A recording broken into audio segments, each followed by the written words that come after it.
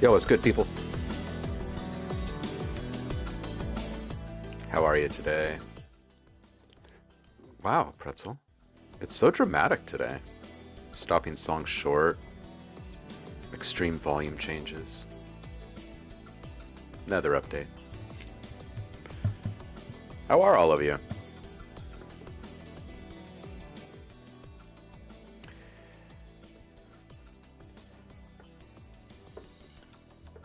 Been thrown off my game a bit. We've been having these, I don't know if it's because of the solar flare activity or what, but we've been having these power surges and like losing devices and stuff. Lost our TV.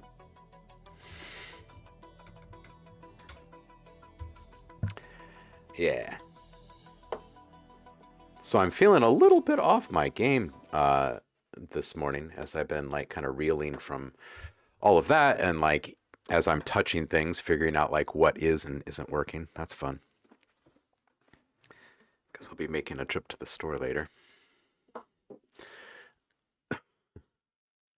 Anybody else experiencing odd electrical things with our solar flare stuff?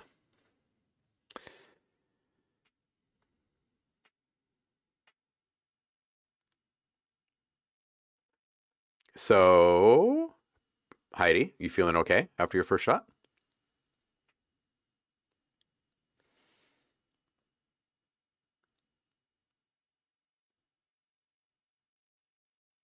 Mm. Yeah, definitely back up your work. You never know exactly what is going to make it past the surge protector.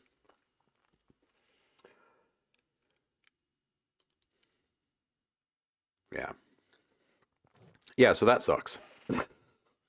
That sucks. Maybe it was just time for a new TV. Yeah, speakers.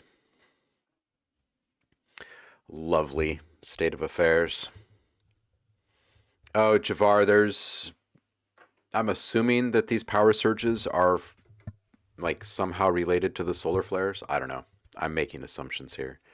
But it's killing devices around here, including like speakers, a TV, other things. It's ridiculous.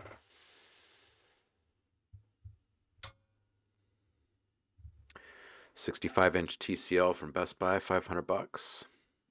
Puts on tinfoil hat. What's up, Foss? I spoke of you this morning.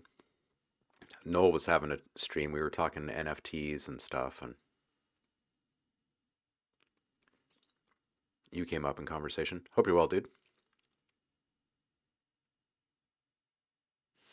Yeah, Paul, the Vizios um at Best Buy down the road here just went down in price. I think they're about to rev their line or something, so I might pick one of those up. It's about I don't know, they went all the way down to like just a couple $100.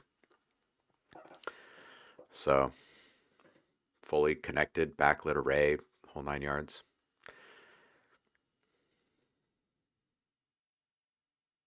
And watching the crypto markets go up and down. Yeah, it's just kind of an interesting day. So I thought that maybe today we would uh, just kind of talk and play. Um, I was thinking maybe taking a look at some kind of cool, like maybe experimental techniques or uh, maybe just answering off the wall questions about synthesis or I don't know, making money. What do you guys want to talk about today?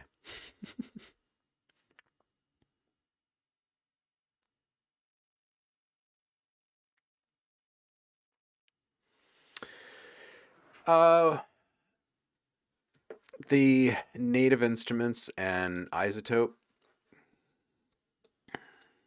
Um, well, I've worked with native instruments for quite some time, and and isotope off and on over the years. Um,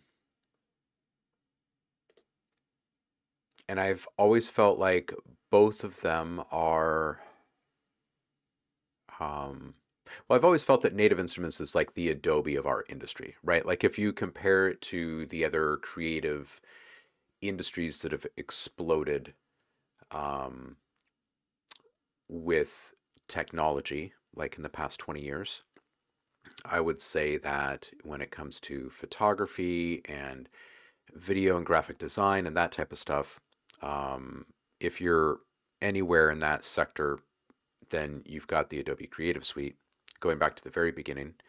And I feel like Native Instruments has always been that for the music industry. And I think that Isotope has had it on lock for a really long time, the mixing and mastering side of things. Plus, they make really creative um, tools that aren't just mixing and mastering, right? Like when you look at Trash and Iris, they're very um, innovative and forward thinking in whatever they're putting their hands on. And that's always been the trademark of Native Instruments as well. But I would also say that this is a moment of sea change and has been for several months now for those who track the news in the Native Instruments world. Um, the old leadership has stepped aside and allowed some of the younger people that have been in the ranks for some time to take the helm. This is not something that you see. This is not a normal type of thing, but um, I think that they're making a really good effort to stay relevant and fresh and nimble, but also um, they're trying to keep it real. You know what I mean? Um, and I think that the people that stay plugged into all of that as they all grow together over there are probably going to be the people that are just kind of automatically plugged into a high standard in their music stuff in general. Because I think that both companies have it within them to make their users look like flippin' superheroes on the scene. They both do.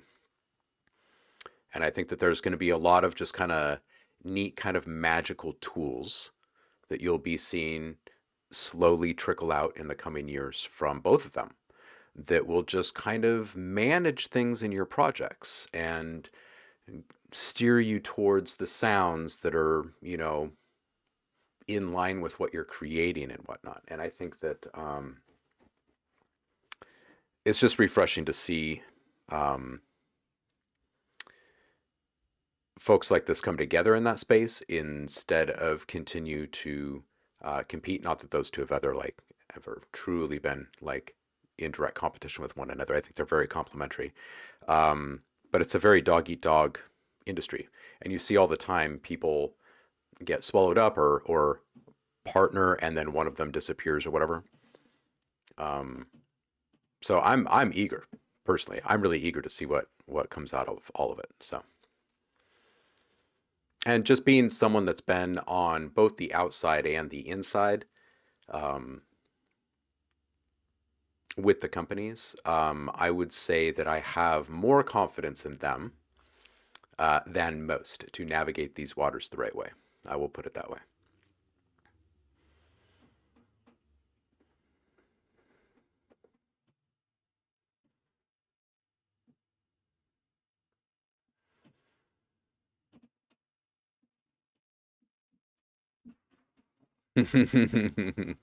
A Euro rack module that plays wavetables, huh?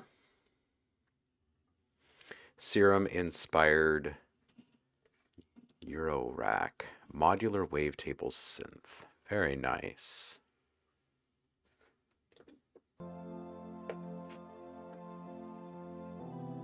This is the Center modular Euro rack synth that brings wavetables from the software world into a physical module. Create gritty sounds, add dubstep and hard trance vibes to your ambient music without a PC. The Center gives you the sounds you'd get from audio VST like Serum or Dune 2 in a Eurorack module without needing a computer. Wavetables, filters, all shaped and modulated by internal or external LFOs and envelopes. Create presets and turn them into sounds. The Center is a Eurorack module to be used in rack setup or as a standalone semi-modular system. Patch everything and produce your dance tracks using a single module. Your imagination is the only limit.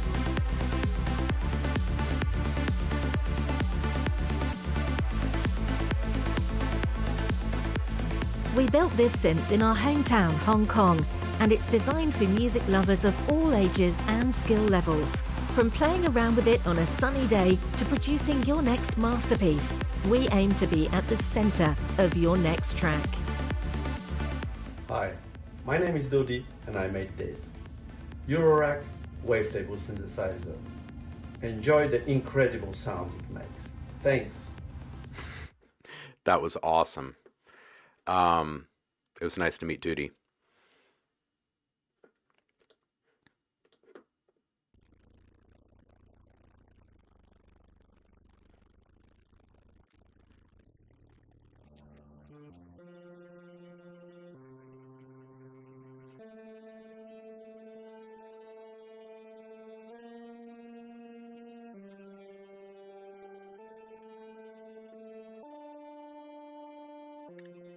Hey, Paul, have you looked at this enough to know what kind of sets it apart from the other wavetable modules floating around out there? What's up, Andremia? How are you?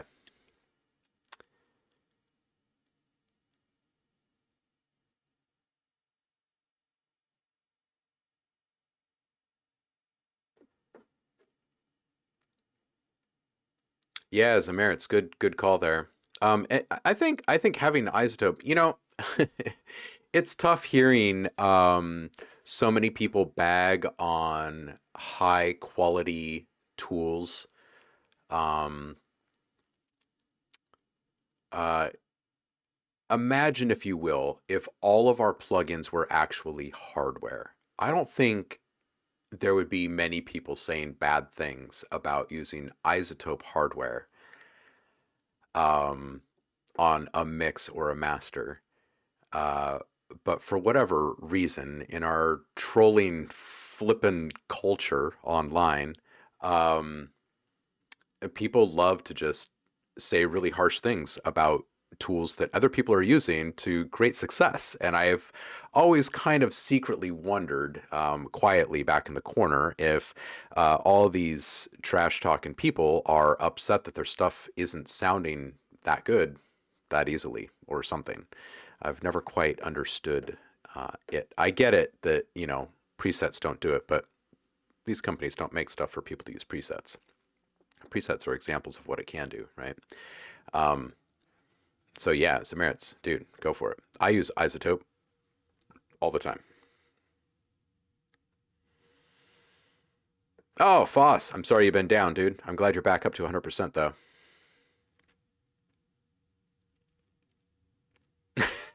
The pink eye conversation is back.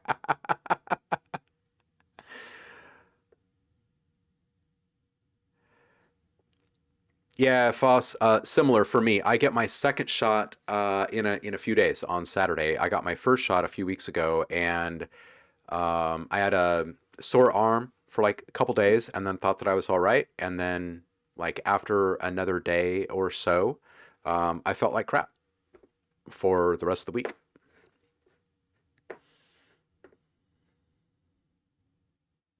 Gonna be wrecked.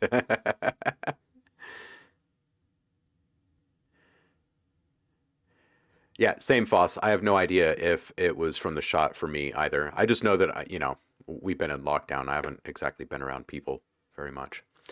When I went and I got the shot, it was a drive. It was a drive-through experience. I just went over to Nike and did the thing and left. So not indoors with people much.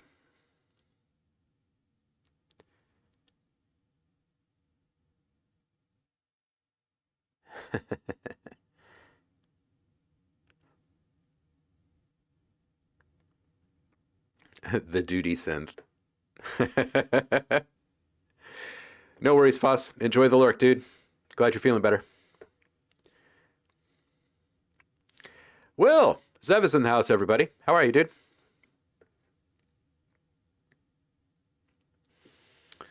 Do I have you on my to-do list too?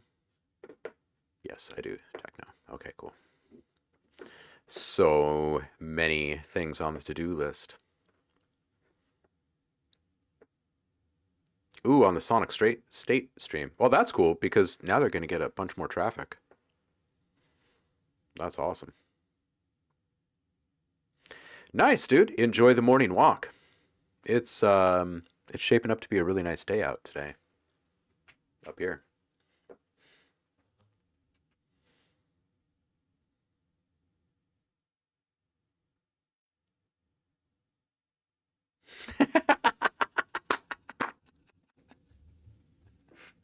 Made with the lessons.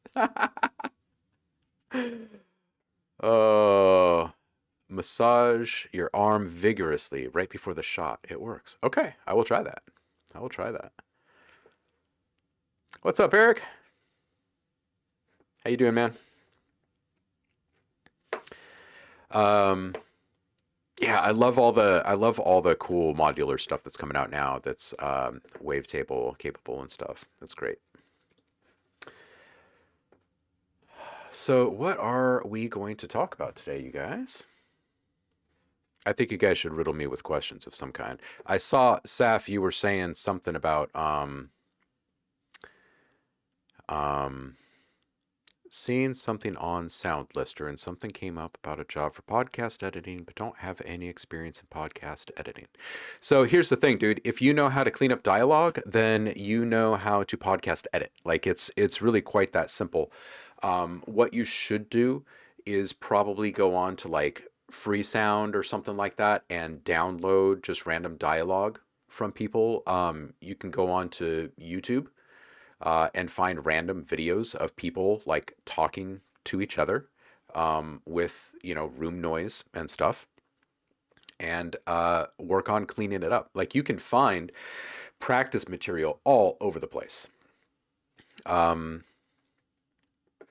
And you should, because as soon as you start to see what the process actually is, like you've got RX too, I think, don't you? Which is all you need, right? You can clean up pretty much anything you can imagine with that.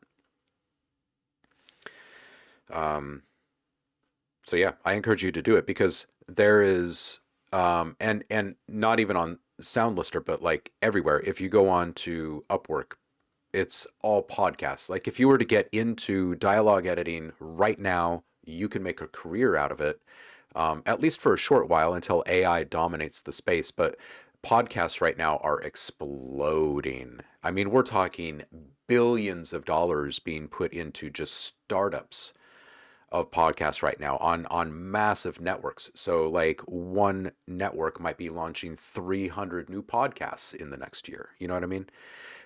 So you could find yourself a little niche that you can fill pretty easily here.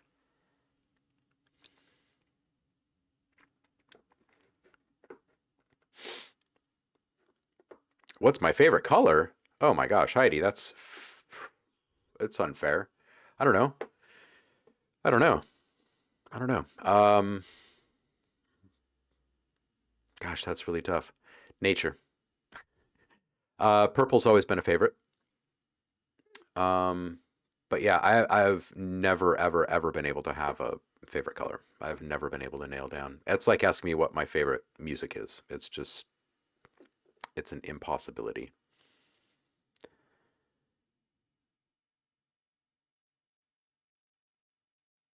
Oh, hey, Saf, you're leaving your job today, huh? Dude.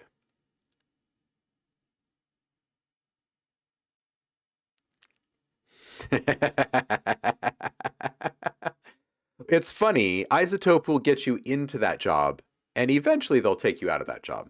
Um, but the tools that you use from them will help you get that job and help you look really good while doing it. Blue purple or red purple? Oh my goodness. Blue purple. which would be what, like on the Indigo side of things, I guess, maybe? I don't know. That's really tough. It's so unfair. Speaking of, know any place to get video clips to practice scoring to? Oh yeah, absolutely. Yeah, here, let me just pull up one of the. I've got common links over here. I'll shoot you one. Um, oh, here's one. Raw.film. Here, I'll just toss this into the chat here. Yeah, Pexels has some. You can also, um, and we can show off the power of this after I've had the chance to test Audio Design Desk more with my streaming software, because I'm not sure like how crash proof each update is from Streamlabs and from Twitch. So I need to do a little bit more testing. Um, but you can bring videos in just from a URL, like just drop it right in within Audio Design Desk. It pulls in the video right there. You just mute the audio and start going to town. So you can bring in quite literally anything you can find on YouTube or elsewhere, movie trailers or whatever.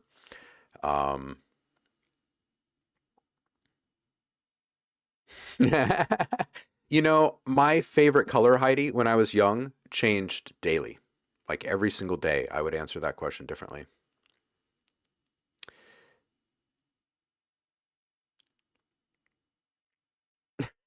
Paul. Oh my goodness. Is that really about the porn or really about my colors changing?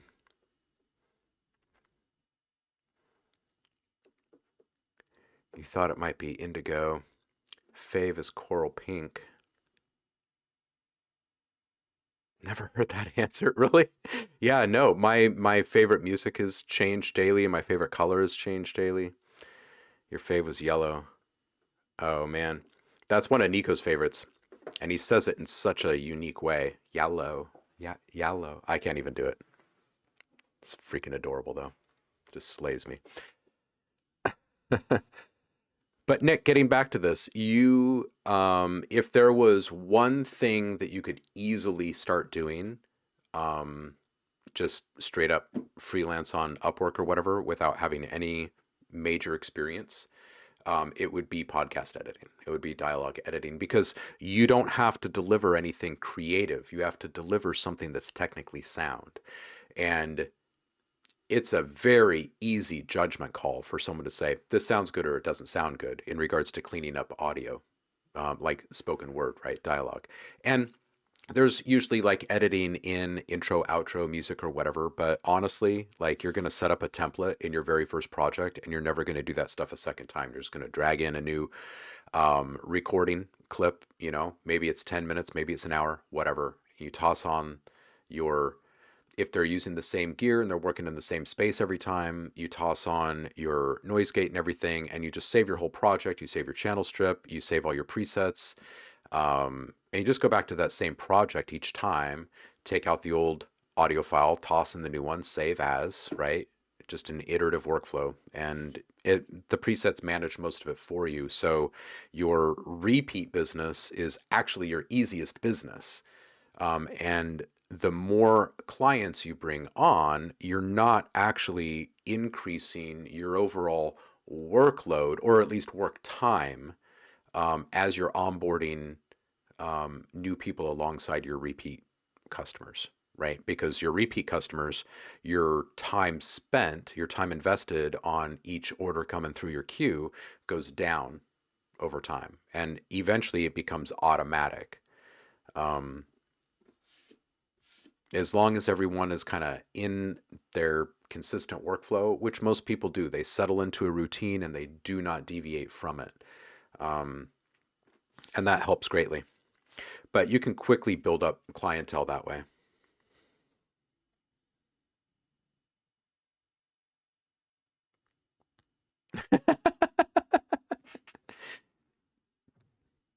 Well, they track who downloads the porn there, Paul, I'm sure. Oh, that's so funny. That's so funny, Heidi. You used to love it, and now you just kind of tolerate it. Oh, it's funny how stuff like that happens, huh? All right, so let's make some interesting sounds or something. And if you guys have more questions about, I don't know, making money, making sounds, whatever, holler at me.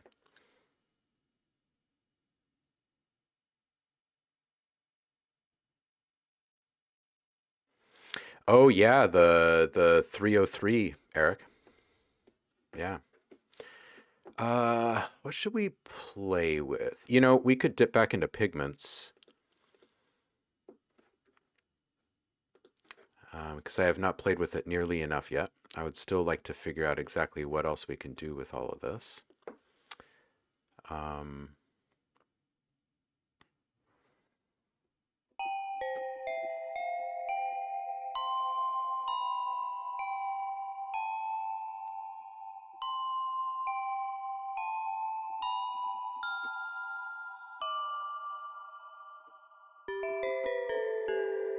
the detuning on this is great. I can see why they made it their startup sound.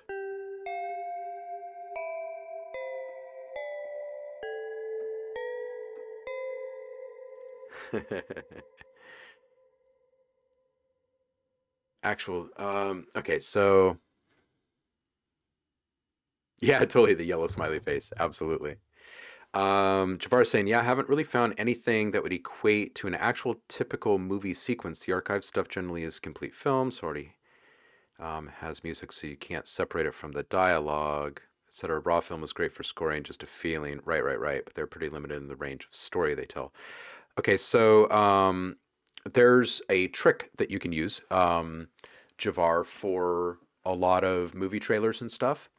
Um, there are sites where you can go and download those trailers and movie clips, like popular movie clips.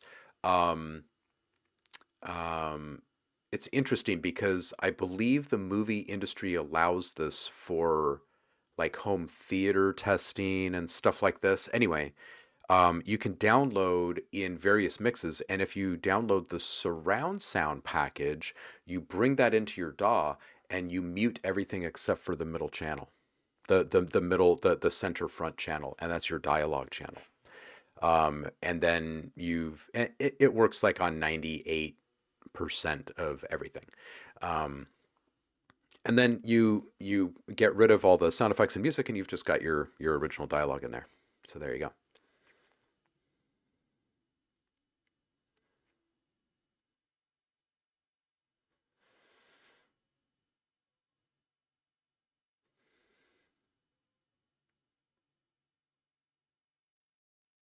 Andremia says, question, how do you sell me? How do you know if people don't listen to you because you're just not seen or you suck? Oh, well, that's a question of visibility, exposure, and metrics. Okay, you've got to put yourself out there. But if you just put yourself out there, like you upload something to YouTube or SoundCloud or something, people aren't going to hear it. They're never ever going to hear it. You can send a link to a friend or a family member, and they will see it, and they might share it with another friend or family member. But like 95% of the time or more, that's just not how people find stuff, right? You've got to think about how people are discovering things online. And every once in a while, a friend might turn you on to something, but more often than not, it's some kind of a viral thing. And those things might seem fleeting and like this unintentional happenstance or something, but most of the time, this is an intentional process, right? And they're made to look kind of low key so as to not seem, corporate driven or something. Anyway, long story short, you need to put your stuff out there in the channels in which um, people go to specifically to find out these things. So, for instance, if you were to release some music and some free sounds that go with it in Dremia, Okay, here's a good idea for you specifically. Um, you could package up a whole bunch of sounds that producers would love to produce with. And when people go and listen to your music and download those sounds, maybe there's a link to download the free sounds and it's on your website. And now you can actually see, not everyone who listens is going to go download those sounds, but you're giving yourself an opportunity to engage with people on a real level, right? When they get to your website, leave a comment or enter your email or whatever and get the free sounds, right? Even if people are using dummy email accounts or whatever, in the beginning, it's a quick gauge of engagement, right? Those type of things will actually spread more because there's some kind of incentive for a certain group of people. And not that you're trying to reach producers, right? But these people listen to things with a critical ear. They're rather open to sharing their opinions, if you will, right?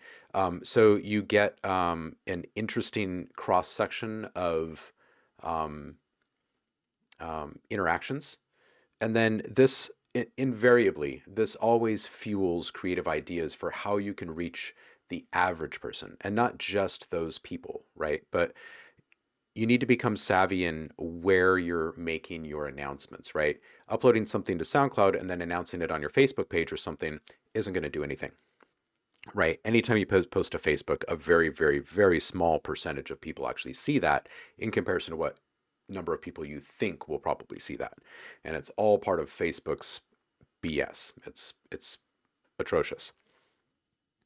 But if you were to go somewhere, like record.org or something like that, an actual news aggregate for music and sound, and say, hey, I dropped this new hot number plus free sounds, you can download them from the link. Someone like Ronnie over there is probably going to be a lot more likely to share that type of thing with people because it benefits people in more than one way. Plus there's a free thing. So, he looks good for sharing it. People appreciate the free stuff. The other thing is that if you have something unique, like you, Andremia, and I don't mean to continue to single you out here, but you asked the question, so I'm going to keep singling you out. You have a very unique story. Like as an artist, as an individual, you do. Whether you want to share that or not is entirely up to you, obviously. But if you do, it is a great conversation because there's processes involved, because there's a difference in what we perceive in these sounds between you and I, right? Plus, you have, all of that aside, you also have a profoundly cool way of making music, right?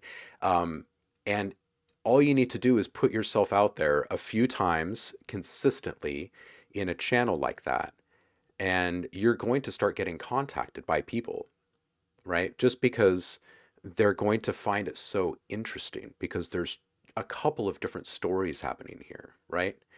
I would see it as a very realistic and probably easy thing for someone like you to end up on either a written interview or a podcast interview or something like that, just talking through the process of what you do. Because it's fascinating for a lot of people, right? Especially non-producer type folks, right? Talking about taking an everyday average household sound and shattering it into a million pieces and reassembling it in fantastical ways to make music. Are you kidding me? It's great. So just having a way to actively put your links, your sounds in front of people on platforms where they go specifically for that one thing, for that discovery, to find something fresh. And they're not going to find that on SoundCloud. They're not going to find that on Facebook. They're not going to find that elsewhere. You really kind of have to work through these channels. The other thing that you have going for you is that you have something unique and that you can approach a label and that they can do a lot of that work for you. And then you don't ever have to worry about it, right? And one upside of a label doing the hustling for you, quite frankly, is that it removes the worries and of like blame and failure and stuff like that, because you're putting it into the hands of people that are supposed to be capable of these very things that you're trying to accomplish. And if you do not accomplish it with those people that you first attempt it with, then you simply move on to someone more capable, right? In other words, more worthy of doing business with you, right? And it's not that, you know, this person or this service is better than that service or that person or whatever. It's more just that there's a better fit. It's a better fit for the model. It's a better fit for the demographic reach that they have, and blah, blah, blah, blah, blah. It's really just about finding the right channels to put your stuff into. That's really what it comes down to.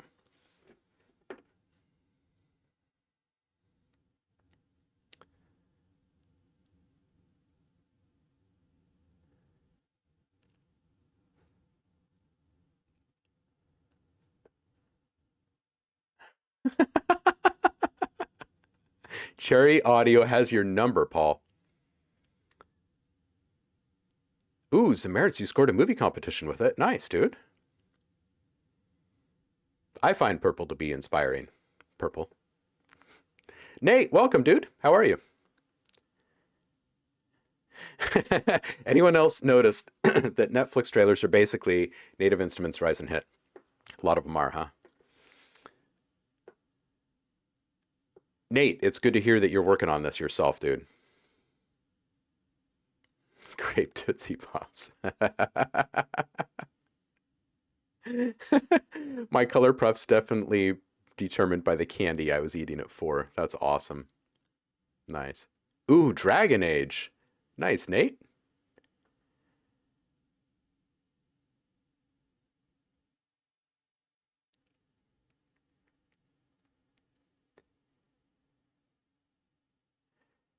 Saf, it's good to hear that you're making a leap of faith, man. Just have a plan, dude. Get out there. You got to actively put yourself out there every single day. You can do this. Yeah, Indremia, you cannot bank on socials. Socials are the least dependable part of this whole thing. In fact, it's almost better if you just skip it entirely, because it almost plays out worse when you post something and then someone comes across it like weeks later and they see zero interactions on it or something. You know what I mean? It just kind of leaves them with like the wah wah, and it leaves you with the wah wah feel, you know? Just yeah. Single you out, you can take it.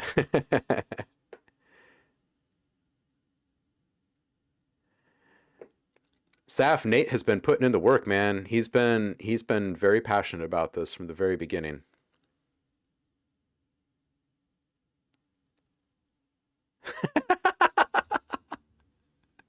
Yeah, Paul, you're right. Some guy comes through here almost every day wanting to make us famous. That's awesome. Hey, maybe that's how we get famous. We tell people we can make them famous. We put out a bunch of commercials on YouTube, start spamming people on Twitch. We'll be famous in no time.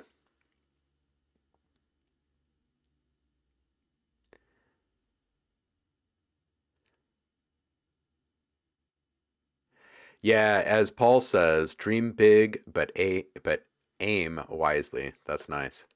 Hey, Rick is here. Zaris, how are you, dude? Good to see you, man. Yeah, I agree with Saf here in Dremia. You have a ton of potential. And you know, everyone hits walls, everyone hits obstacles and bumps, and some people have more obstacles and bumps along the way, and that's just the truth of it. And some people have almost no bumps along the way, and that's just the truth of it. But there are also a lot of other truths, like don't trust social platforms to get the word out about your stuff if you don't have this massive following built up, because you're just going to be disappointed and it's just going to break your heart if you were actually expecting some kind of great outcome from it. It's so much, your time is so much better spent by running a few quick Google searches and finding blogs like music blogs and news aggregates for the industry, that are informing people of new releases that are totally different and off the beaten path and blah, blah, blah, blah, blah. And you send your stuff to them. You have a conversation with them and they'll do some lifting for you and they'll get traffic to you. You have no way to get traffic when you're first getting started. And the other part of this is that it's impossible to know what you don't know yet. Like, you just can't be expected to know all of the ins and outs of how to be successful and how to get your stuff heard. It's just not possible. You actually have to go through it. Polly says, OhmLab, it would be awesome for you to single me out as well. What else would you, in your professional opinion, would you say I need to do in order for me to make a career out of this? This is a great question. Okay, so Polly, in the time that I've known you, and that's over 6 months now, what is it, like 8, 9 months almost, we don't have a ton of interactions musically. So when I do hear your stuff, I remember. Like, it's like a breadcrumb. I can go back. I have a very good memory, especially with sound and music. I can go back in my mind and I can think about what you were sending in 6, 8 months ago versus what you sent in a week ago. And to me, there's a day and night difference. Your ideas are the same and you have good ideas. Your sounds, you can actually hear clearly now. Like, you're ingesting all of the knowledge that you're picking up all over the place, and you're actually applying it in ways that are meaningful to your progress, right? I would say keep doing exactly what you're doing. I would start collaborating if I were you. That's what I would do. Because as good as your ideas are, and as good as your learning progress has been to this point, it will only be better on both tracks. It will only be better once you get another person into the mix. Not because their ideas are going to be superior or even complementary. Like, it really doesn't even have anything to do with that. It's more about, one, seeing how other people work. Two, having a dialogue around that work. And three, seeing with your own eyes and hearing with your own ears how good your stuff is. Because when you're working in isolation, you don't trust that your stuff is good, right? And if you think your stuff is the best and you're working in isolation, then there's probably something wrong. Like, it's okay to believe in yourself, right? And I'm not saying you should doubt yourself all the time, but it would be a little funny to me if someone working in isolation without like success backing them yet thought that their stuff was the greatest stuff in the entire world, right? It would make it really hard to work with that person, right? I bet you would probably feel greater confidence in your abilities and your understanding of certain things. You would be exposed to different ways of thinking about certain things and maybe be introduced to entirely new concepts by collaboration partners. But at the end of the day, the most important thing to take away from early collaborations like that is your abilities matter. And they are a real tangible thing that other people can vibe off of and find inspiration from, right? That's the juice. I think that's the juice. I think once you start to get to that point, that's very similar to having something picked up in a big licensing deal, and you're like kind of gobsmacked that someone would pay you thousands of dollars for something that you made in your bedroom. You know what I mean? I think that collaboration might be your next step, and seeing it all the way through to the end. And while you're doing that, working on something of yours that you're seeing all the way through to the end too, so you don't ever feel like you're seeing something through to the end simply because it's this collaboration and this other person was carrying it part way or something like that, right? Trust in yourself that you can go through these same exact steps while you're doing the collaboration process, right? Mix, master, bounce, release. The entire thing. The other thing that I would say is enter some contests. Enter some contests. Check out the platform or the group or the community or whatever first, and make sure that it's not just a bunch of freaking trolls, right? Um, but it almost doesn't even matter what's being done with the stuff after you turn it in, honestly. Put yourself out there and see how you feel you stack up compared to other people, and then listen to all the feedback that you're hearing. You know what I mean?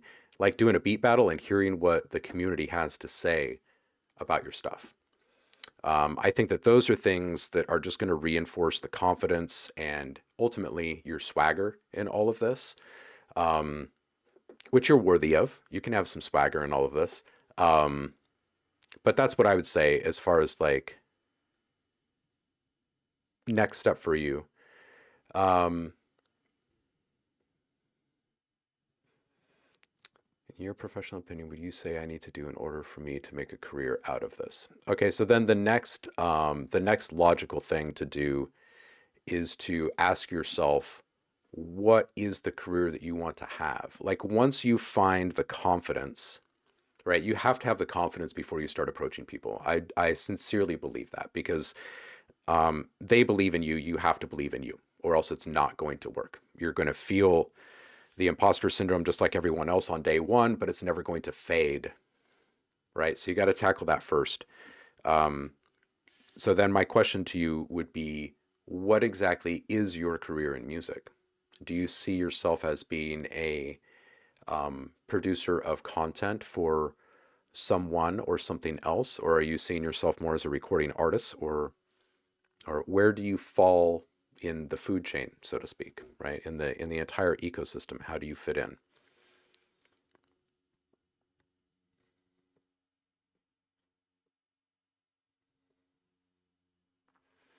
Dremia says, I've considered hitting up labels. I'm behind on the chat. I'm still catching up, you guys. I've considered hitting up labels simply because everything is too much for me. Maybe I can find a way to push my never running out of ideas. I never run out of ideas. Due to disabilities, I often find myself questioning my abilities. I admit my downfall is my low self-esteem. I was once full of self-esteem. You know, in Dremia, so without going too far down the rabbit hole, I've been through a fair bit of stuff in my life. I've spent, and I'm not afraid to talk about any of this stuff. I've spent uh, a fair amount of my life learning about myself, you know, in therapy and counseling and whatnot. And I would say that the low self-esteem after having once had high self-esteem is not necessarily the worst situation you can be in, because you know what it felt like at once to have an intact and healthy self-esteem. And you can rediscover that very quickly just by like getting out and walking in nature and not thinking about other things, right? Putting your hands into the dirt, you know, engaging with the world rather than the expectations of the world, if you will, right? Your own included. Sometimes you just have to hit the great reset button. Like, when was the last time you went out into the woods for 3 or 4 days without any other humans around, right? And when was the last time when you put yourself in that kind of situation, did you create something while you were there, right? I think those are the moments when I feel the most, I guess, self-confidence is when, like, untethered from the rest of reality, I can go out and just like with my own voice or banging things in the woods or whatever, I can make some really cool stuff happen, right? And it's nice to be reminded that is quite literally the entirety of this whole thing that we call the creative arts. That's it. It's just something fun and catchy. You know what I mean?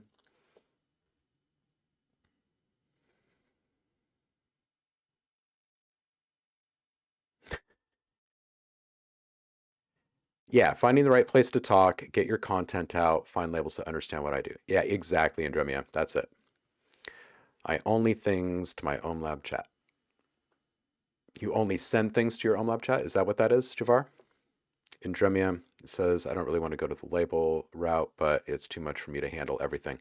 Yeah, you know something, there's really nothing wrong with the label route. You know, I think that a lot of people that have fear around labels just haven't been working with labels before, right? And when you do have that experience and it doesn't shake out well for you, then do it on your own. But at least at that point, you kind of understand what you need to do it on your own, right? Like I was saying before, you can't know what you don't know yet in this process. And reaching out to other people and accepting that they do know these things is not a failure on anyone's part. That's growth. Like that's growth. Not doing it is the opposite of growth. Like that's really what it comes down to.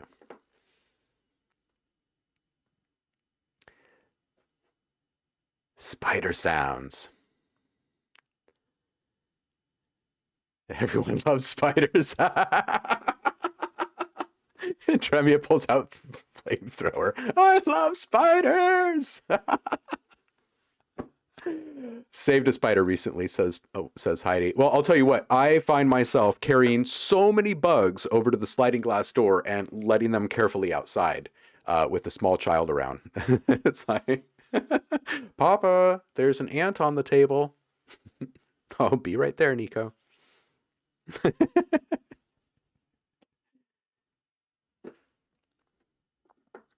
You saved a spider and he didn't even thank you. Did you squish him? Spiders are selfish. That's so true. There's spiders and then there's spiders. Living in the tropics will teach you that. Oh my God, yeah. Oh geez. You know what? Oh man. When I first got to Southeast Asia, like on the very first night that I was sleeping, it was like in this hut out on this island. There's quite literally nowhere to run. And the spider is like hanging out on this net, like on the inside, because you have to sleep in a net, right? Or you die. And the spider is just, oh, just massive. Like the legs on this thing. Oh my God. It was my introduction to equatorial jungle spiders, which are varied and wild. Ooh, Zamert's solar activity again. Yeah, now that we have more people in the room here, who is being affected by the solar flares? We had power surges last night and this morning. I've lost speakers. I've lost a TV. I've lost stuff. Who else is losing stuff out there?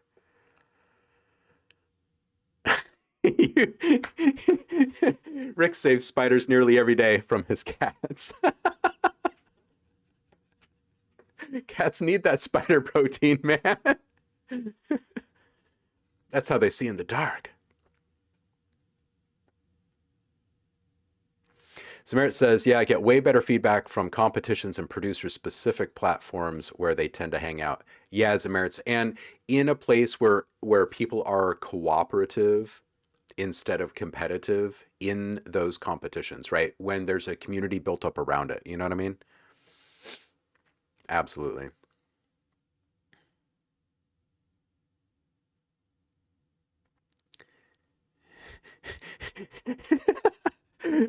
Rick, isn't that just the truth about everything? Like they'll find a small field mouse and they're like, oh, a toy, a toy, a toy. Why did it stop moving?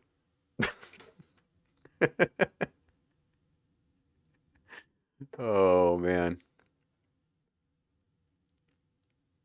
Spider pet. No, I think Rick is probably very fine with animals. It's people that he probably has problems with. When do we start our audio commune? Right? Right, Javar? That's what I said in the stream earlier. I don't know how many of you were around for the Damien and Noel stream. But yeah, that's what I think. We should start a decentralized audio commune and kind of lead the way during this renaissance moment that we're slipping into. I truly believe that we're entering into the next great renaissance, we set up this decentralized commune and we literally rebuild the face of what it means to put music out into the world for people.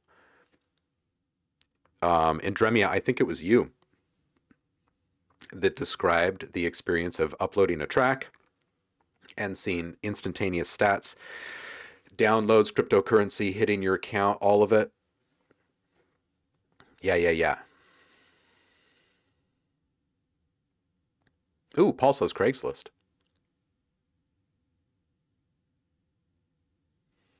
Oh, snap. Rick, are you serious, dude? You guys don't really have to worry about tricky spiders out there, huh? Man, we've got like black widows here and brown recluse and man, they're like kind of all over the place right now. Yeah, and bees are really aggressive this year, I've noticed. People are getting stung all over the place over here.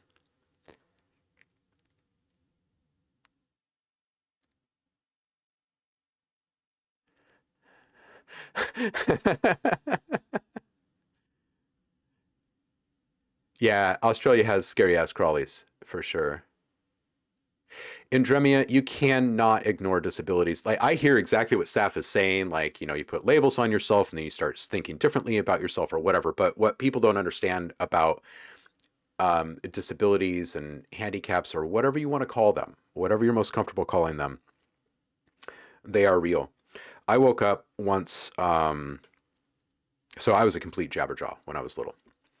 Um, and I woke up one morning and I could no longer speak. And I spent, it was just due to some abuse stuff. And I spent the next almost 6 years, 5.5 years in speech therapy. And so, you know, when other kids were going out to recess, I was going in to learn how to speak English again. Um, and it taught me very quickly, like, just how differently people treat you when they think that you're different, or if you have some kind of a disability, what it turns you into, or whatever.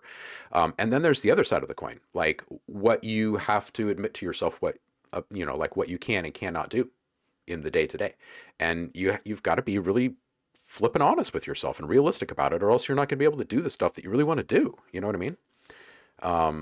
So yeah, Andremia, I totally agree with you. Don't ignore the disabilities. That's a huge mistake. Like you've got to embrace them and accept that they're part of you and figure out how to do this thing you want to do. I think a label is a great idea for you because in my interactions with you, man, you put out great stuff. Your community loves you. It's small. You want it to be bigger. You get bummed out because people aren't listening to your stuff. You keep making stuff. You keep finding cool ways to make your stuff. People still not listening.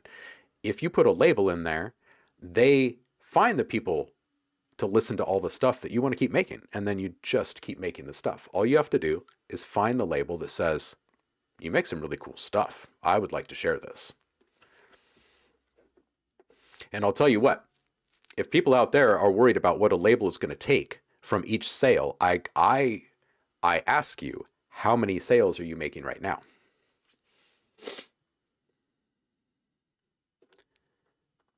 A false black widow in your bathroom last autumn. Is that like a spider that jumps out, like out and takes off its mask and says, "Surprise! I'm actually a daddy long legs."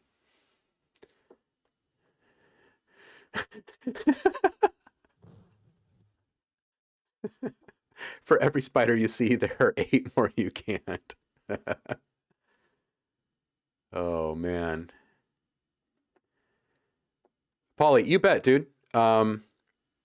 And seriously, like if you were to tell me like what you want to do as your career in this industry, um, I'll give you more ideas. I'll give you more things that you can put on your roadmap.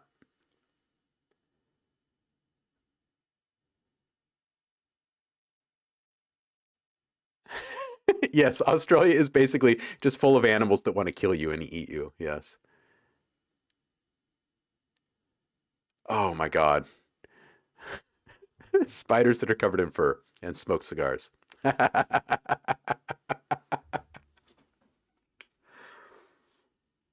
Oh, oh man. Some merits, dude. Reading the Black Widow thing. Sharks make great surf motivators.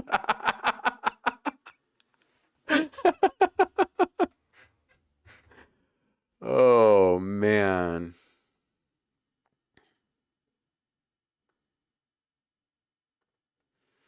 Oh yeah, and Andremia, 15 years. That's a journey, dude. That is a journey. That is a journey. Yeah.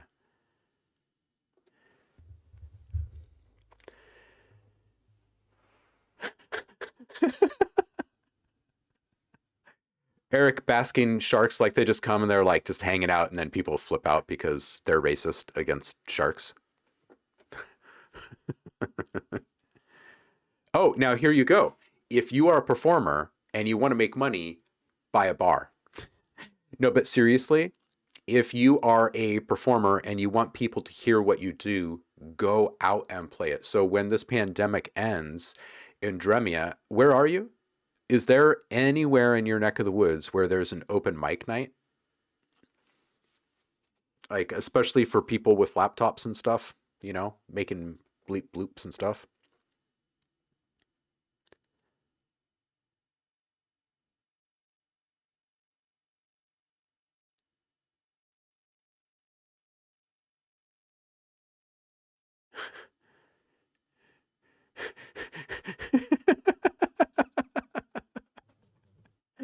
Ant equals calories. Oh man.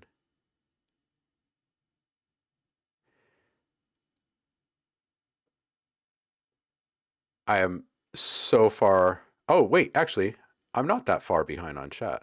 Oh, great. I'm almost caught up with you guys. Man. Yeah, you've tried to ignore disabilities for the past 5 years, and it's a bad idea. Yeah, it just makes you feel crummy about yourself, you know?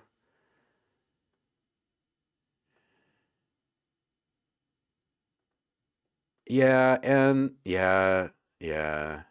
The thing about buying into like self-help systems and like motivational systems and whatnot is that you can become dependent upon the system, and the system isn't for everyone. And if you've got things in your life or your body that set you apart from others, then even more so. Nate says, man, love this real talk. Being labeled diagnosed with ADD at a young age, I spent my entire life thinking I couldn't do what I'm doing today. Yeah, Nate, but you can. Because before they put a label to these things, everyone with ADD or XYZ, whatever, they were still doing things. Because whatever it was, they had didn't have a label. So whatever. Andremia says, I've made one sale this year. You know what, Andremia? If more people stood up and said that, they would realize, like all these people trying to make music would realize that you have one more sale than them. No, I'm just kidding. That there are a lot of people in the same exact situation. And you guys would probably come together and figure out some freaking solutions about this. But this is like at the root of what's wrong with releasing music online nowadays. It's hard to get ears. Nate says, okay, on the reels, I had no idea I'd find so many amazing samples of gears on Freesound. I'm having trouble choosing. Yeah, dude, Freesound for the win, right?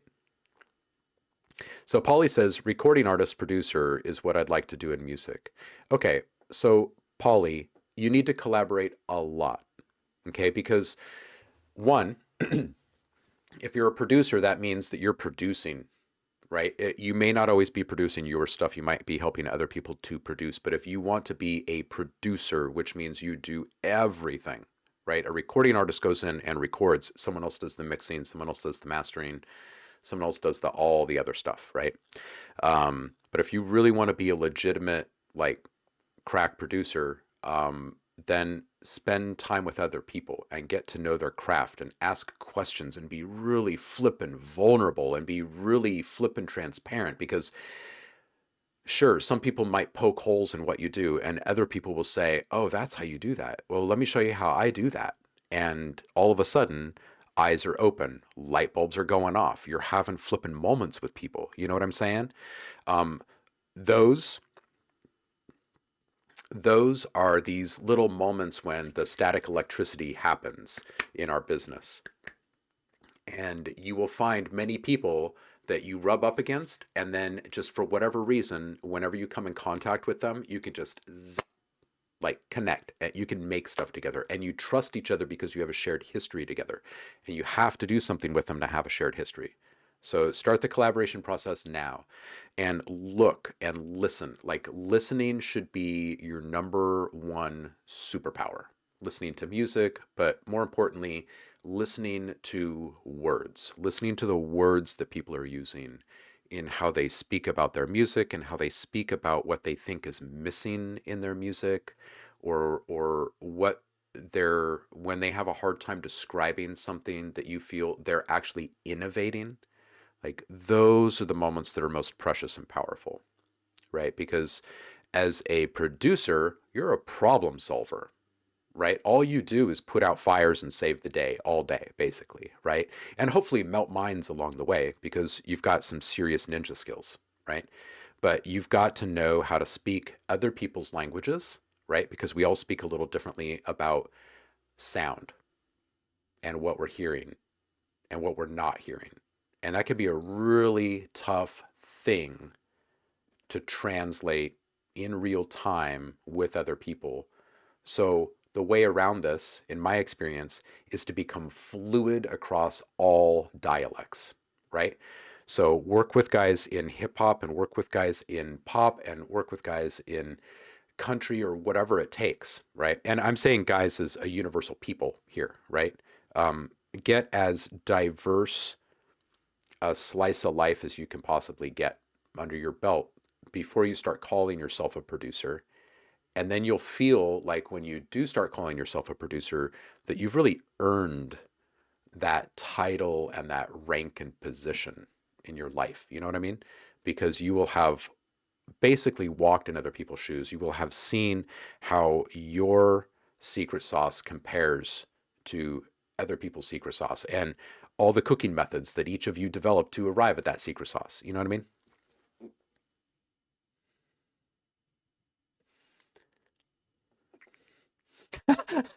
Tremia. Australia is just a people zoo, animals waiting to eat them. That might be the best description of Australia I've ever heard. Oh, man. This shark is the worst. Crunchy.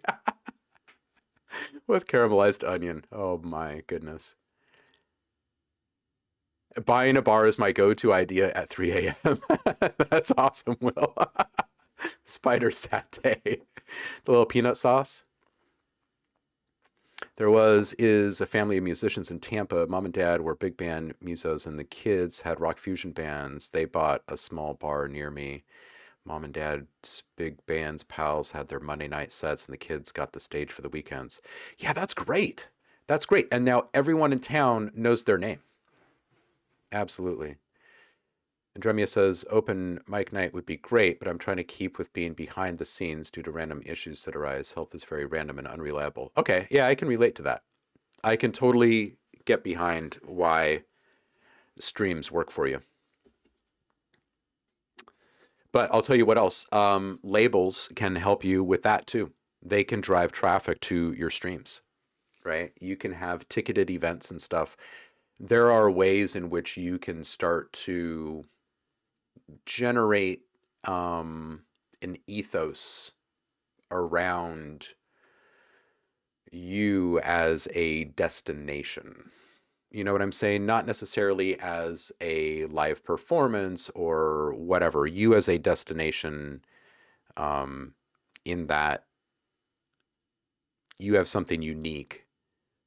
You have a way to put it in front of people. You just need a traffic pipeline that leads directly to you. People try to put people in boxes so they can understand things easier. It's their image, their problem. Yeah, Zamiritz, 100%. Paul says, I have handicap issues too, but work around for performing.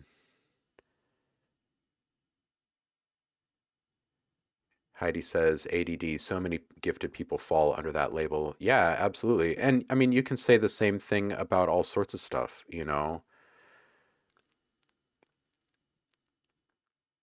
So many. My own brother,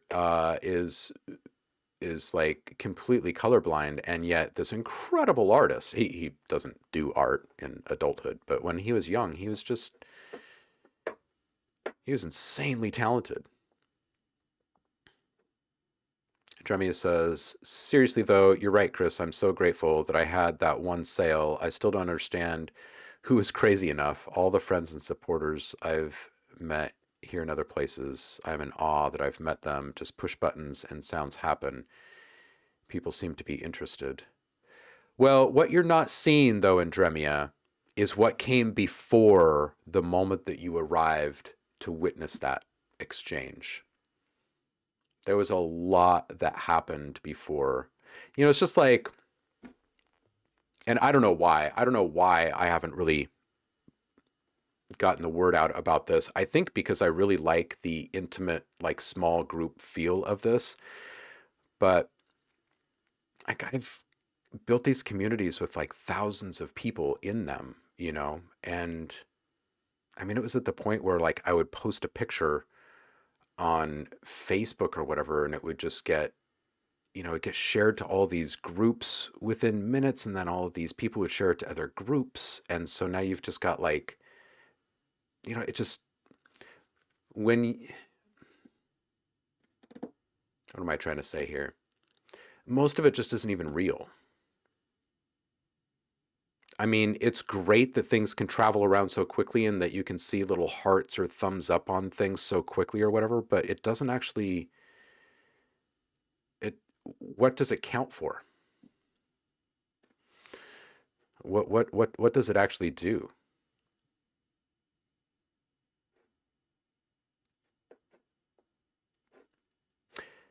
And Zev, yeah, you are right. That is when the magic happens. And good, Polly, picking up what you're laying down.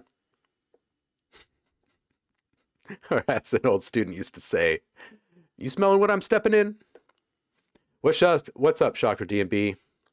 Samaritan says, I think producers should support each other too. So buy or listen to each other's stuff. I think it would be a good boost when starting off. And who knows, you could form a label together with a group of friends if you got the same music interests. I've seen this happen a few times.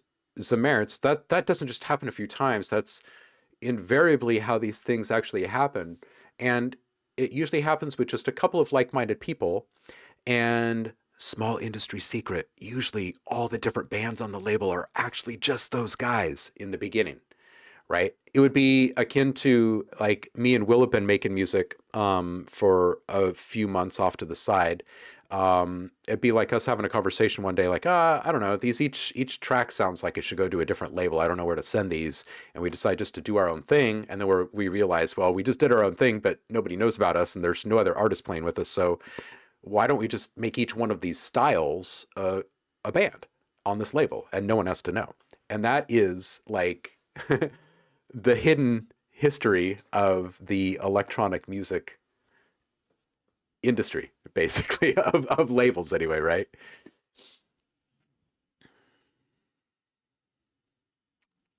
Yes, support your fellow artists. Yeah.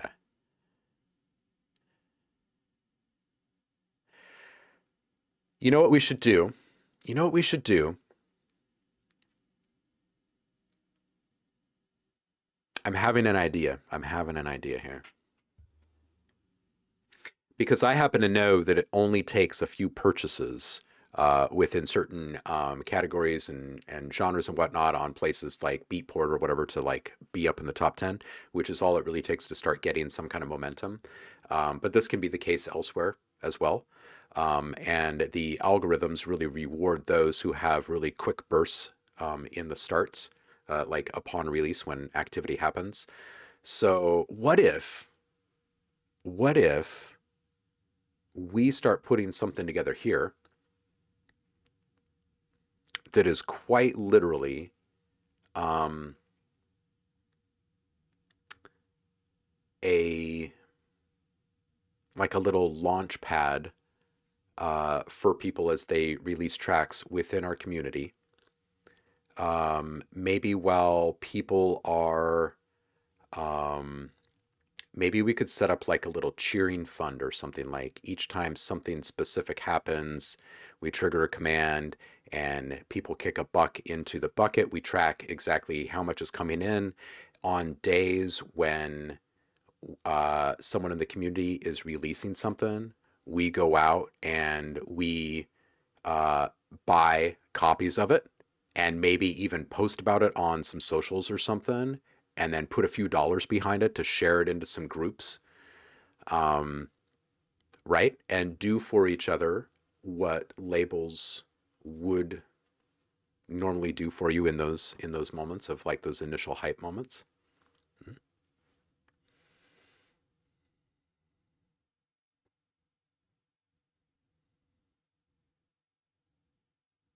Yeah, in Dremia, that is the point. You don't need a label. If you have the ability to get out there, that's not the same for everyone. And yeah, you're not going to have the ability to get yourself out there in ways in which actually translate to meaningful traffic. What up, LK? I have no idea how to say that name. I hope you're well.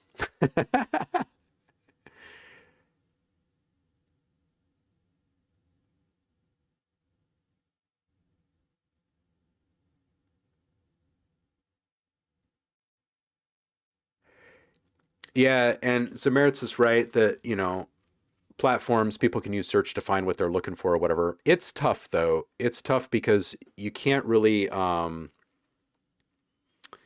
up, Sed? How you doing, man?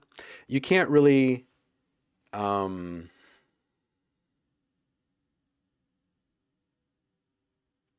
what's the right word here? Well, I mean, it's about expectations.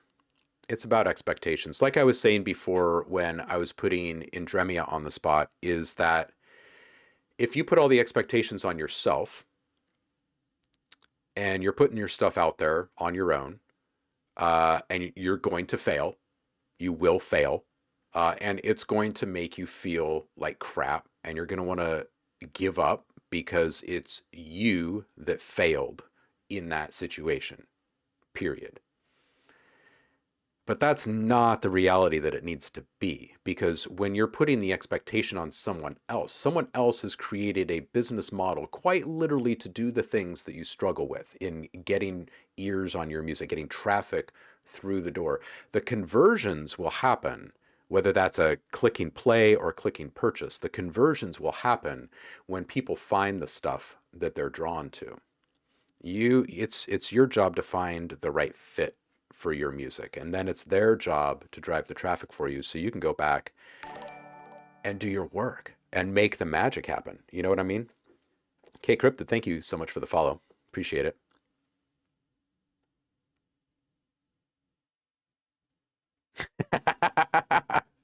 MDFMK is totally not KMFDM.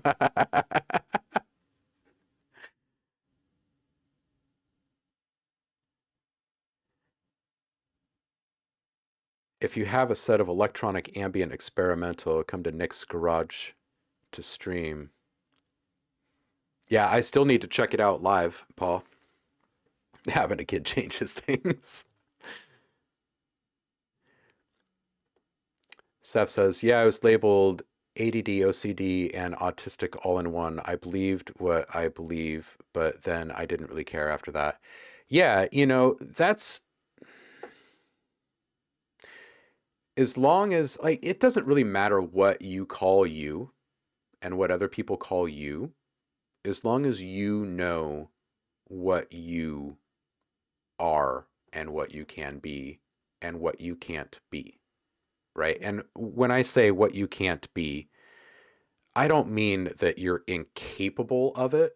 I'm just saying, we all know there are things that don't make us happy and that don't push us in the right direction or don't help us in some way. Just classify those things as things that you can't do. And things will start to get a little bit easier. And just say, screw the rest. Like if someone else is calling you something, I really don't care. I really don't care. If you make good stuff, I'm going to listen to that stuff. I have such very little interest in what people are doing at home in their own time, you know, or like what kind of hangups they might have or whatever. I think it's better if you just focus on the music. We're going to start a funk band. Nice, Seth. Said, how are you today, dude? I'm glad you're coming back around again. Yeah, we are seriously just chatting. I don't think I have not made a single sound today. We've been chatting for the last hour and a half. See you, Nate. Have a good one, dude. Thanks for hanging.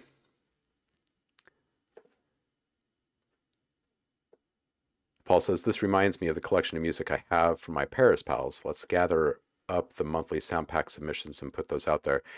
Yeah, so that is like, this is one of the things that OhmLab has done a couple of times, and I would absolutely be willing to do that with the core crew here, and maybe even expand it to everyone in the community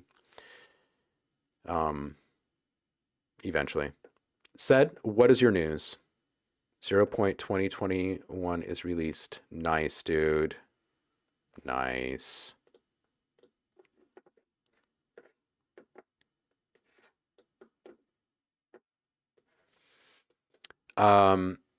People, click on this link and go check out some of Said's stuff.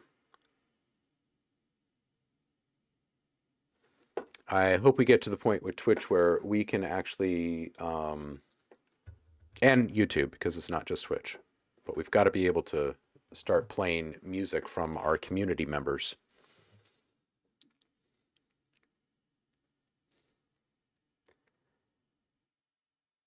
Furniture movers. Heidi, are you moving again?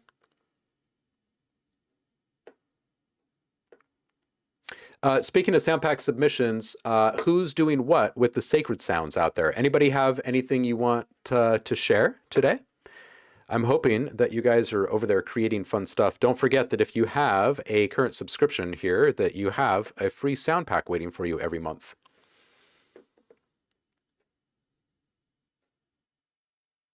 Nick is becoming a community of musicians streaming for other, but also gathering a global following. Nice. Nice.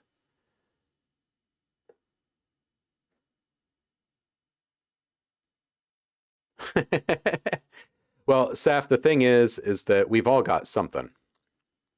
We've all got something. Regardless of how much we want to talk about it, we've all got something. And if everybody did talk about it, then it wouldn't be a thing. It would just be, we've all got something. Yeah, that's a fact.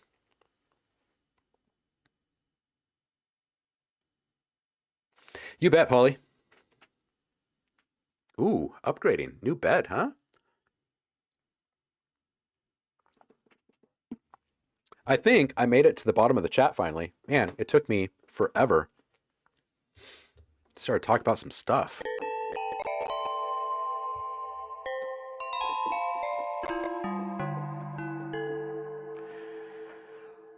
Should we make something pretty?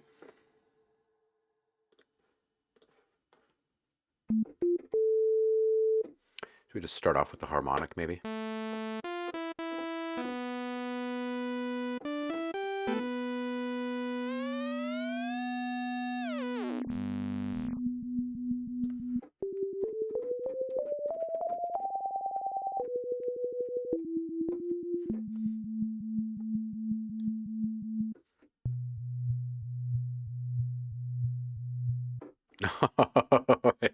You know, Zameritz, I haven't even touched the sequencer yet. I've got to do that. Maybe we'll do that today. I would still like to build a little bonus pack of Pigment's presets for y'all this month as like an additional little bonus.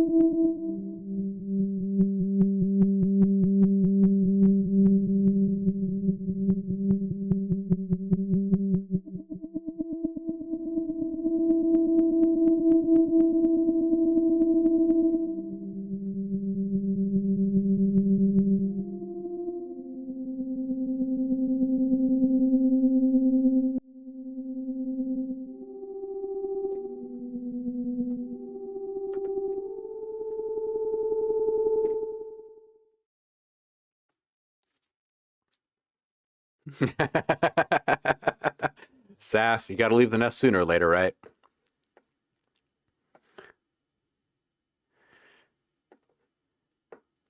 Andremia, haven't touched the daw in a couple of weeks.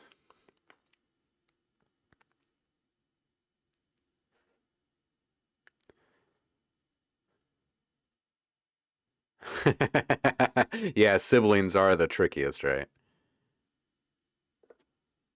Always on to the next idea. Yeah, me too, Zamerits. Absolutely.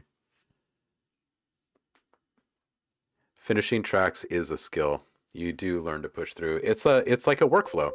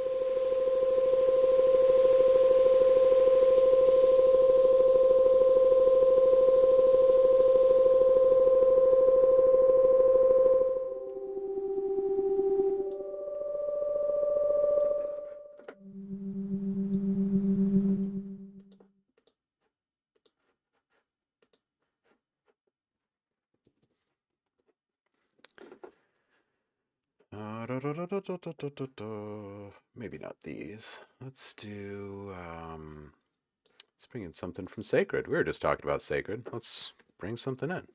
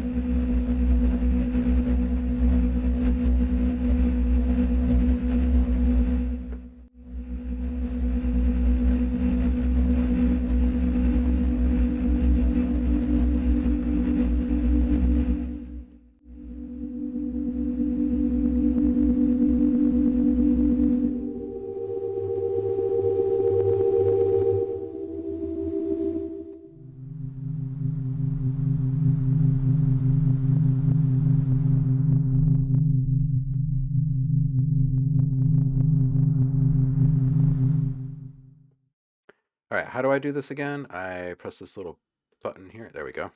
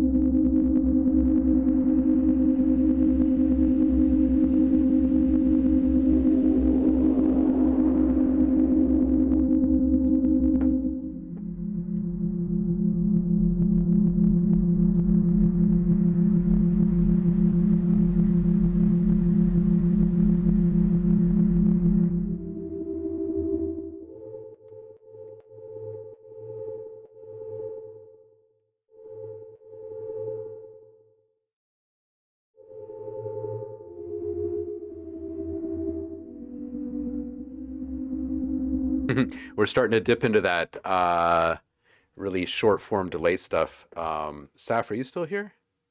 Probably. We'll talk about some of that stuff in our session today, I'm sure.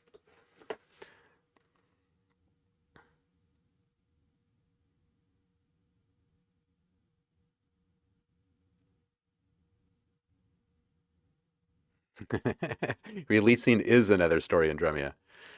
Finishing and then finishing for a release are two completely different stories for sure, says Will. Absolutely, 100%. I don't like the finalization of releasing a track. That's it. Maybe weird. No, that's not weird. That's normal, I think.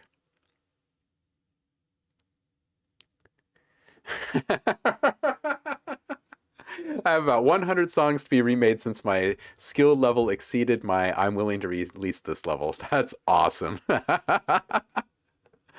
Oh, now see, that's one big upside of not having all that stuff on a label over the years is that you can go back, refresh all of that. If you were to approach a label now with 100 tracks like that they were into, that'd be great. Man, kick back for a while. Make, finish, release. Don't ask questions. Otherwise, nothing gets out there. And the only one enjoying your tracks is your hungry storage device. Yeah, exactly. Yeah.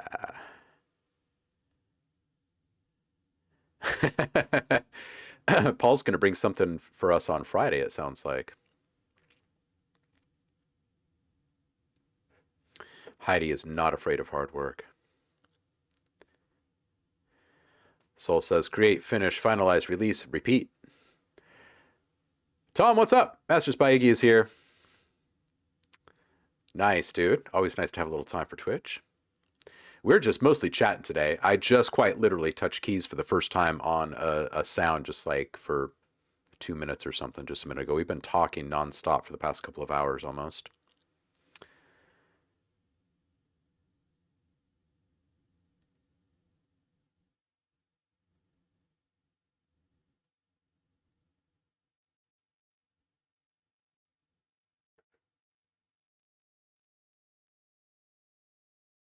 Whoa. Yeah, wow, that's a lot of years in between you, Heidi. Your baby brother was born when the oldest was 23. Yeah, man. How focused I look. Oh, when I was working on my sound?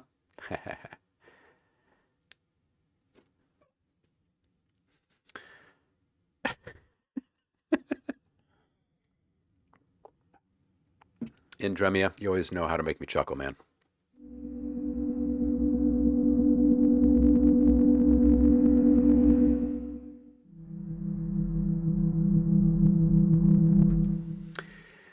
Tom says, oh, would you be up to hear some of the arrangements I worked on? Could you use your ears? Yeah, absolutely, dude. Send them on through.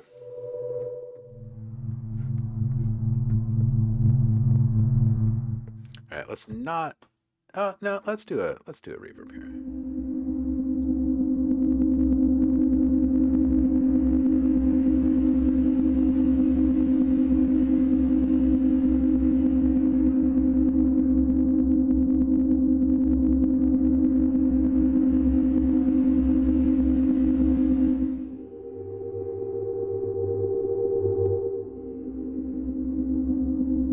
Let's put a touch, just a touch. Hey, can I move these? I cannot move these. Well, that kind of sucks. Oh, but I can copy. Okay, so that's how they manage that, huh? Okay, so if I do this, copy effects. Wait, hold up. Hold on just a second. There's 9 effects? Okay. So let's put the reverb over here then. I guess this will be copied to effects 3. Okay, cool. So then this will be copied to effects 2, and then in here, come down and grab this Juno chorus.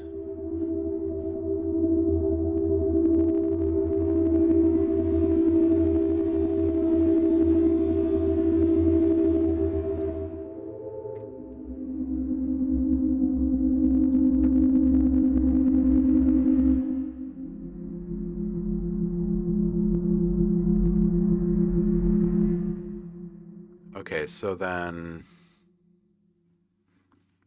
FXB then is where this is slot 4, I'm assuming. So I can put my distortion over here then.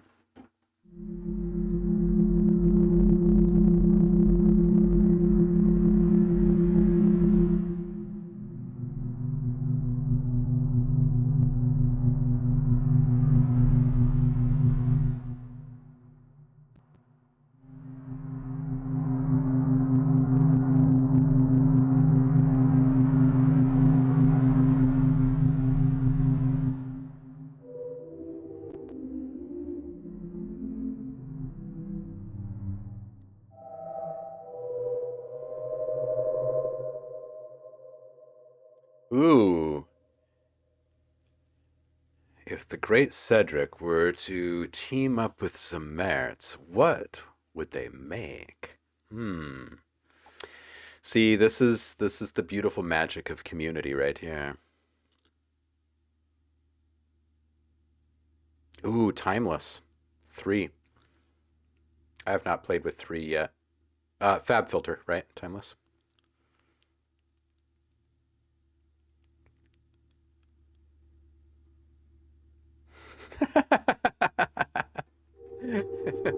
$499 tracks.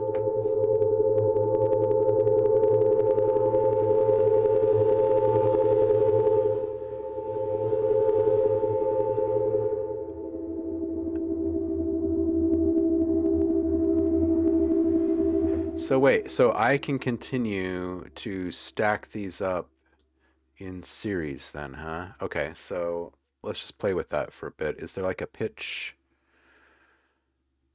There's nothing dedicated to just pitch, huh? Just a pitch delay. Okay.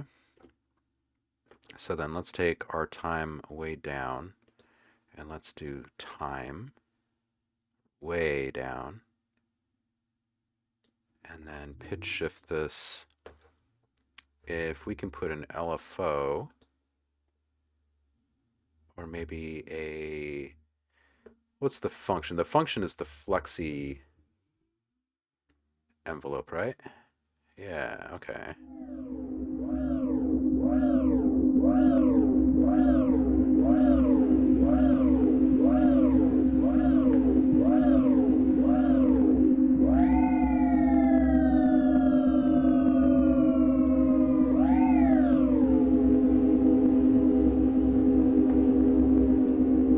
And just click to make points. Okay, this is my kind of tool here. Okay. And of course we can shape these, right? Oh yeah, we can flex these. Okay. Let's make something fun.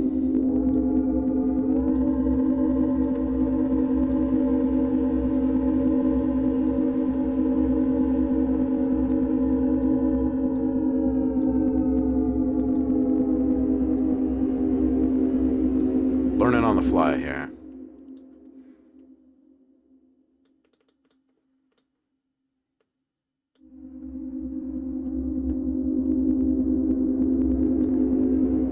Okay, now this is here. Let's just bring this down like just slightly.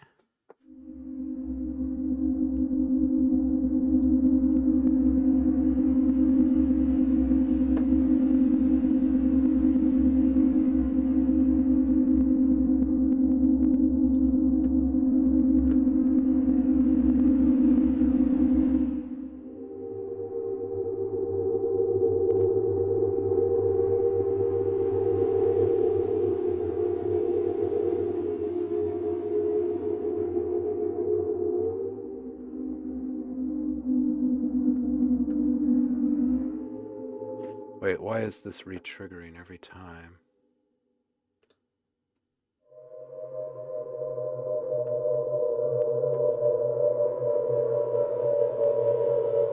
Run. There we go.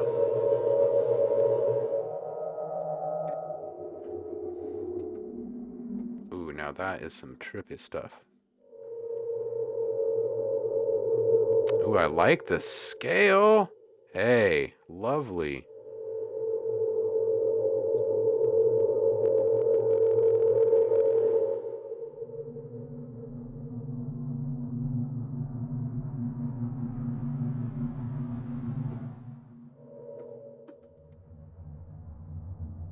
Yeah, that took that from like meditative to downright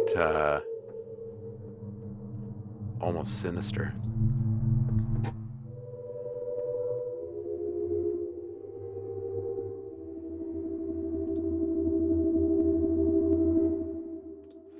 It's gonna take me some time to get used to how that's laid out, but I do like those options.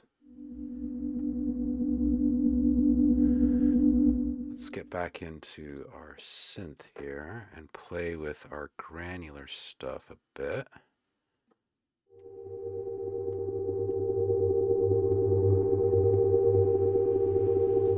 Let's get our density moving a bit.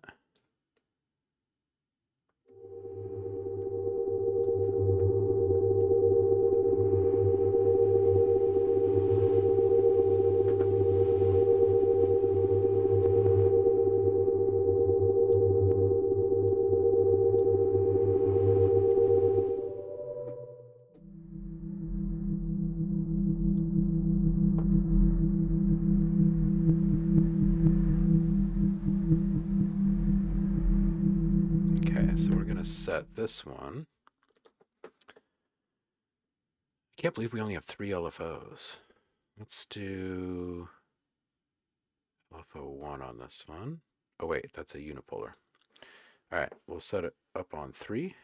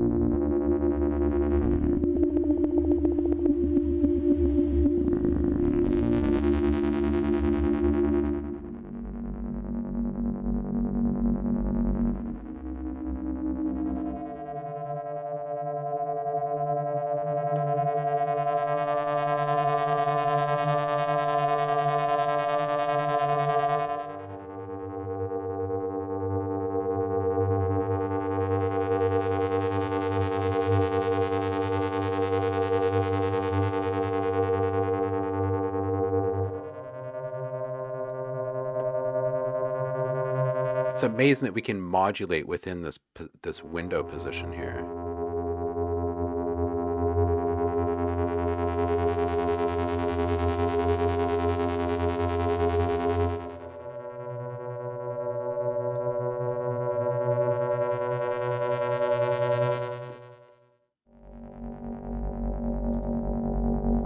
Oh man, it's just fantastic, interesting stuff.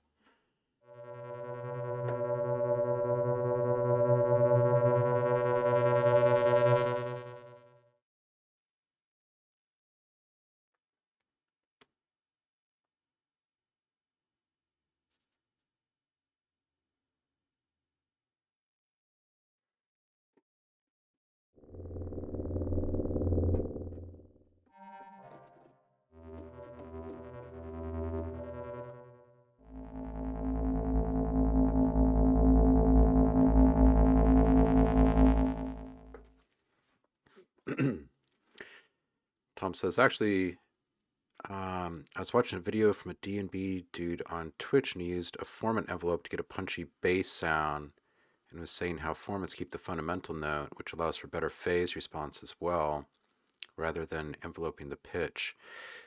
Yeah, sometimes you can get away with quite a bit with formant stuff. The only downside can just be like the weirdness that you get from a format stretch. But I really like that.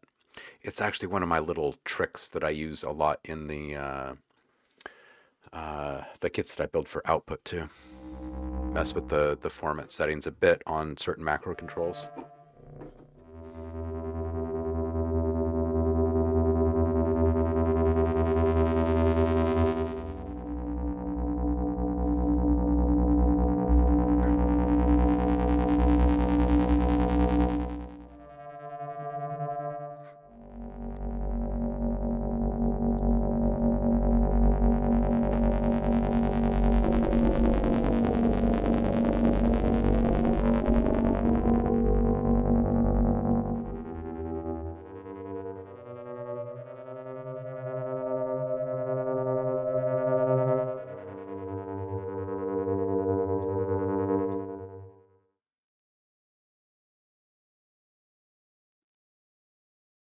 Does it let me tune my noise as well? No, it doesn't.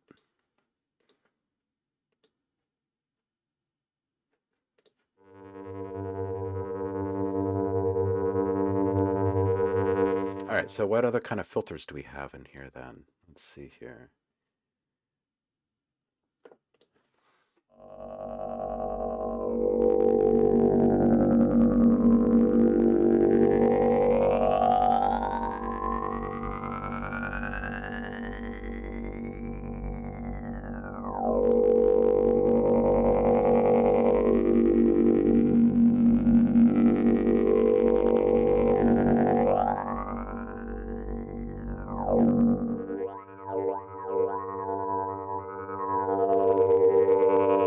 So what if we put our function control over here as well?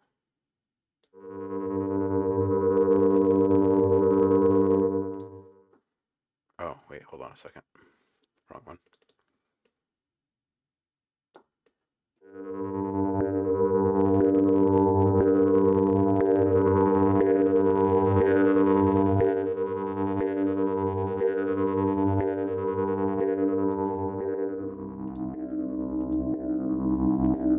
And if we put this funky LFO on,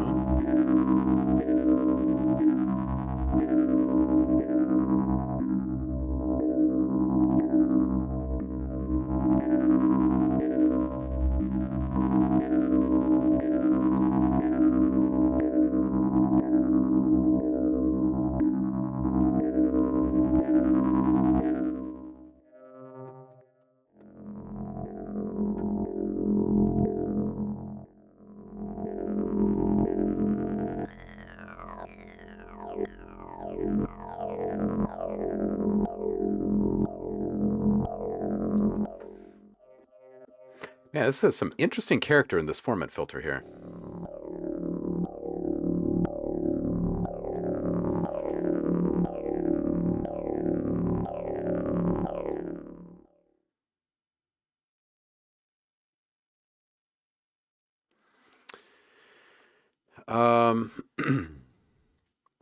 Okay, so let's see here.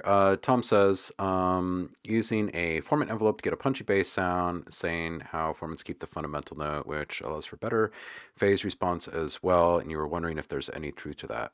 And is this specific to a tool that they were using or just in general?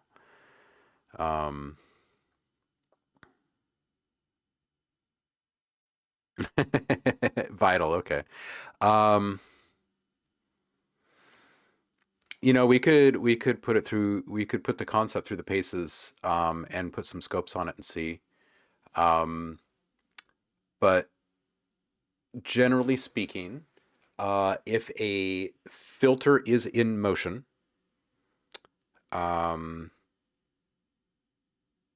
then it's affecting the phase of the frequencies around the cutoff point because I mean, unless there's a linear phase function built into a filter, then it's just going to affect things, right? Like if we were to open up this and pull something up here, and I start moving this across,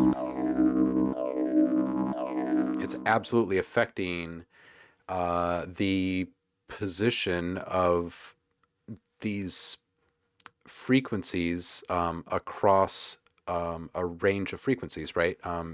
dB per octave curve. Not to mention any other changes that are in here. So when you're talking about a formant filter, what you're really talking about is, you know, a few fairly specifically spaced peaks, maybe some notch action, depending upon exactly what kind of filter it is. And it's these resonant peaks that are the magic, right? And now as those move around, those are going to affect frequency position around them just the same way a low end cut would. So I would think that Zeet, thank you, sir. I do appreciate the resub. I do think that one, it would depend upon the filter. Two, it would depend upon the sound. But as a blanket statement of saying using a formant filter instead of like just a general low pass filter helps keeps the fundamental intact. I'm not sure. I'm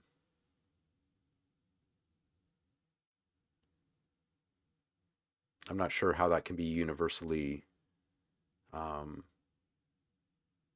like applicable if I'm understanding this correctly. We'll put a pin in that. And where do we toss this thing up? Or maybe you sent it in through email.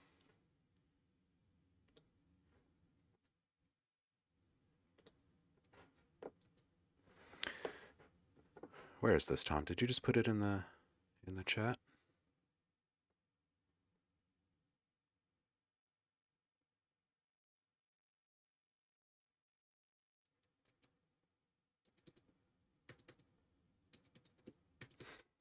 Ah.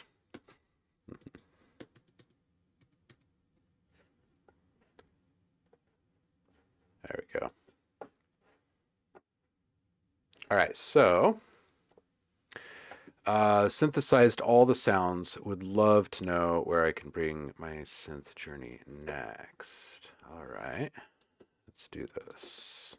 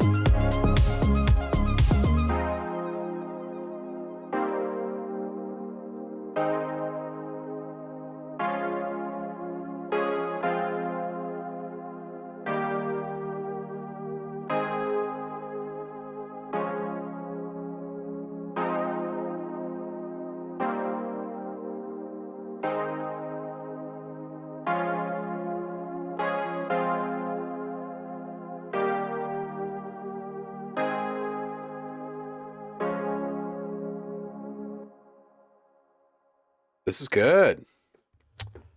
Indremia, please go attend to your clones. They need you. And you are welcome. I'm glad that you are still in the mix here, homie. Appreciate you being here. You see that format stuff. Man, Indremia with that teleporting every time. So as always, I love the mix on this, dude. You've always got just such a nice shine. I think the drums hit just a little hard. I was thinking it in the very beginning in this intro that when they came in, they were, yeah, they're just a little bit hot for that synth.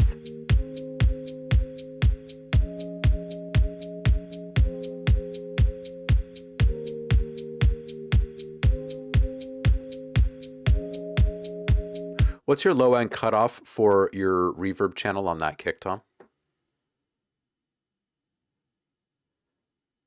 Just a bit too jetty. Yep. What's the, if you remember, just like ballpark, what the, maybe like 100. Okay. And what's the dB per octave curve, if like ballpark?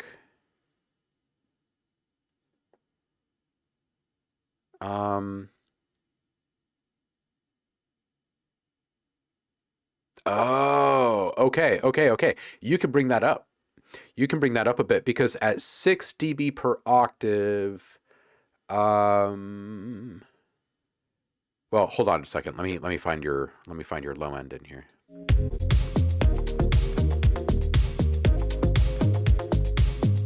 Yeah, absolutely. You can roll that up a bit.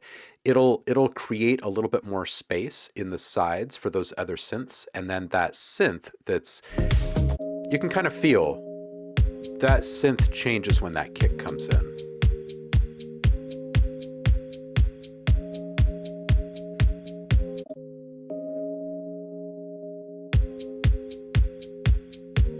And it's part of the shine that disappears. So I would roll that up a bit more. And I think that it's going to have a fairly significant impact on the mix. And then I think that you could bring down the drums just in general, like toss them all on a VCA or something and just bring them down just a bit. What else do I have written here? Oh, that little detune vibrato bit that you have on that synth is really choice. I forget where that was, like 215 or so in the mix. At 235, that top synth harp there, you could play a little bit with the Formanty stuff, I think, and I think it would play well with this whole vibey thing, especially since you took out the vocals. I have no idea what the vocals were, but there's obviously space for vocals in that, and you can kind of play off of that if you're wanting to leave this as an instrumental to bring in a little Formanty thing. I think it would feel really nice. On those pad stabs,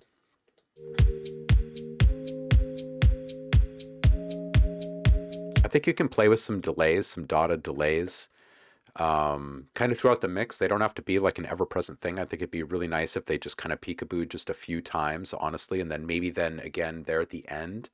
And then you can play with some kind of lush swells at the very end. You know what I mean? I think that would be a really cool thing, especially if at the very end you switched to like maybe a reverse delay tail or every other or something like that. I think there's something there with kind of the back end swing kind of feel that you get from excuse me, the dotted delay, you know, quarter note, eighth note, somewhere in there. Cool. Yeah, I feel like we speak the same language when we talk about this stuff.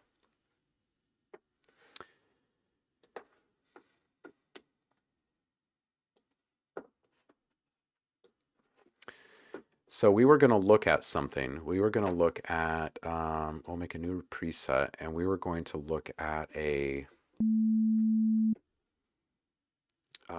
bass, and this was in Vital. So let's do a, there we go. I have no idea what's in any of these.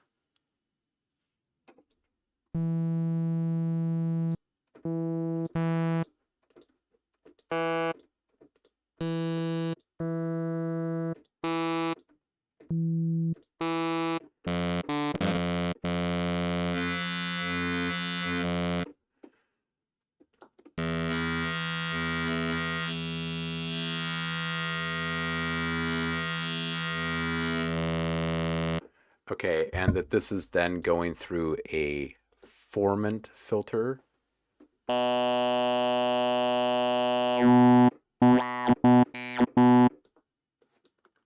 And that this would be on some kind of an envelope.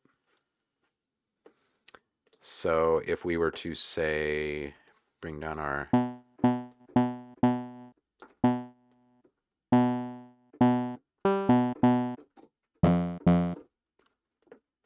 And then what? Just do this with our VCA here.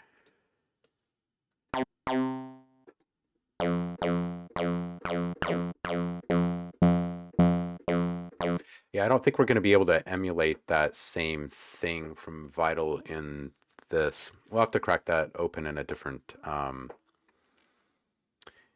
stream, I think. We could try it in a few different synths. But I don't think that that's going to prove to be true.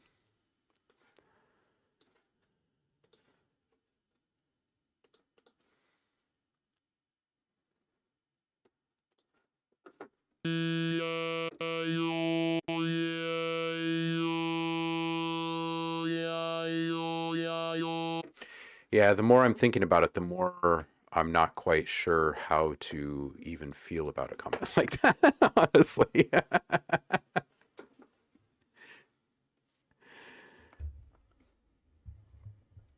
It was a good track, Paul, and it's over on the Discord. You can go check it.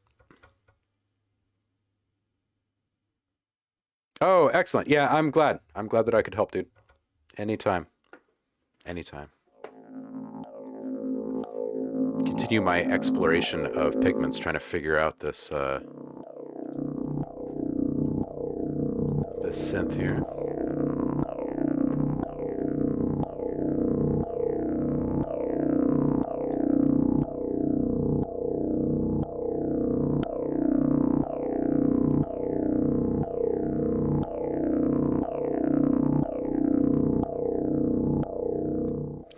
Man, some really interesting stuff out of this freaking synth.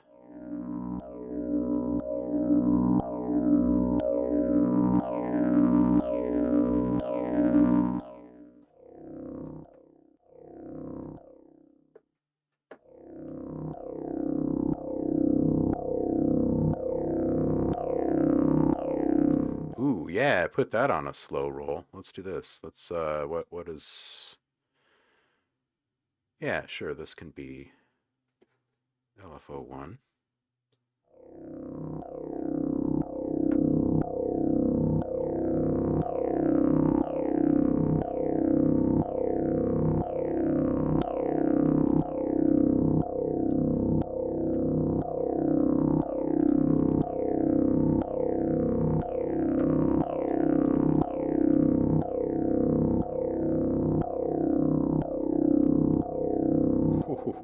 Hold on a second.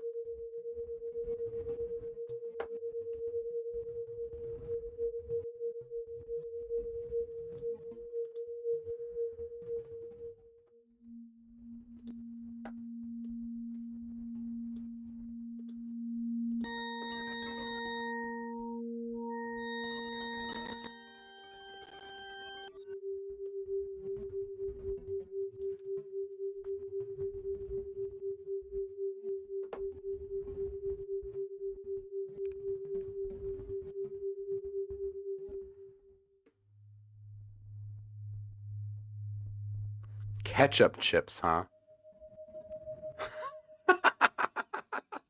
I've never had ketchup chips.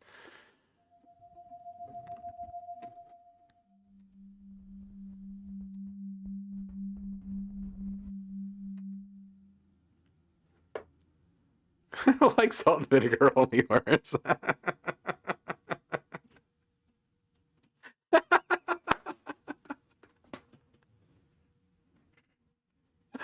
Oh, Paul, retirement's good, man. Knock off a family bag of Cheetos.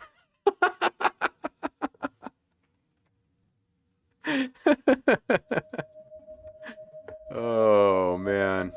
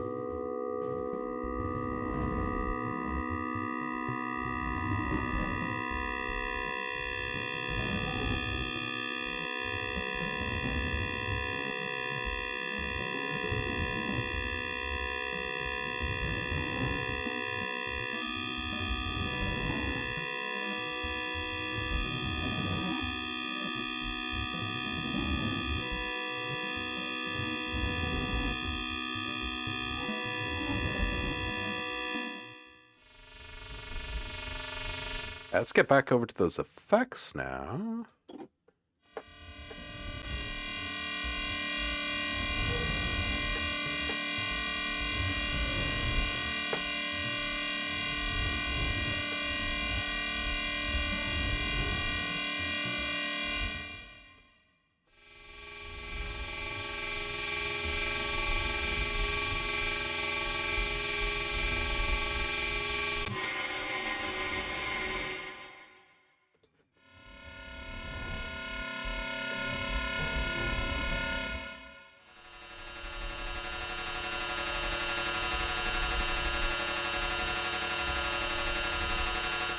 Okay, and now I can use things like unison as a modulation source in this, if I remember correctly. So if I take my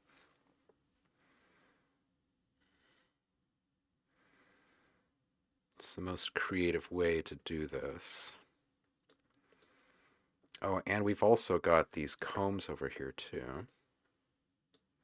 I don't think I've even touched any of these yet. Okay, so this is comb 1.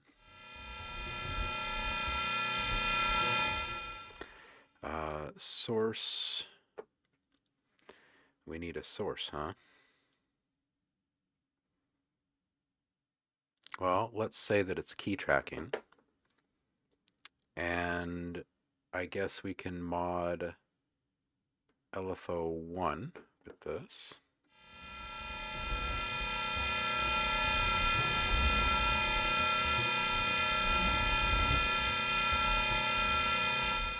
So now that's controlling the tone, huh?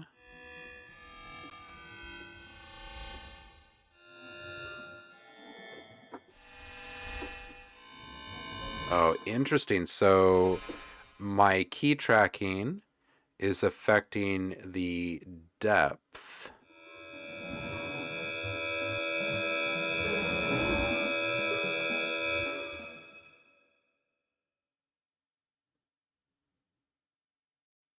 Ooh, and we can even remap.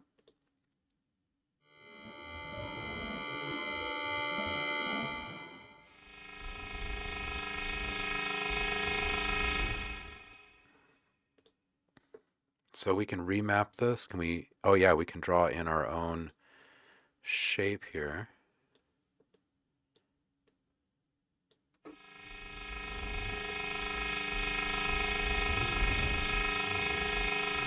So if we were to put this on something a bit more interesting than just tone, like perhaps the overall wet dry as well.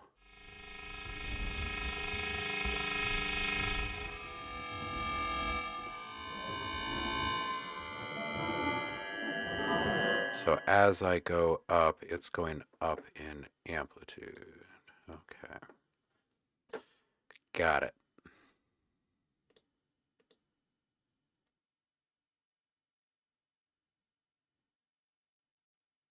So perhaps velocity would be better here.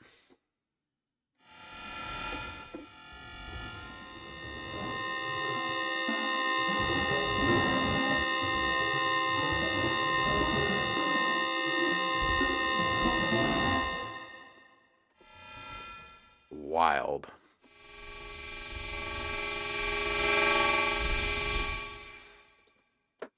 And what happens if we move away from an effect? Let's see, if we move over to Bit Crusher, and then we move back to Overdrive, did it maintain modulation settings and stuff? No, it did not. Okay, so if you take off an effect, it's dead. Interesting.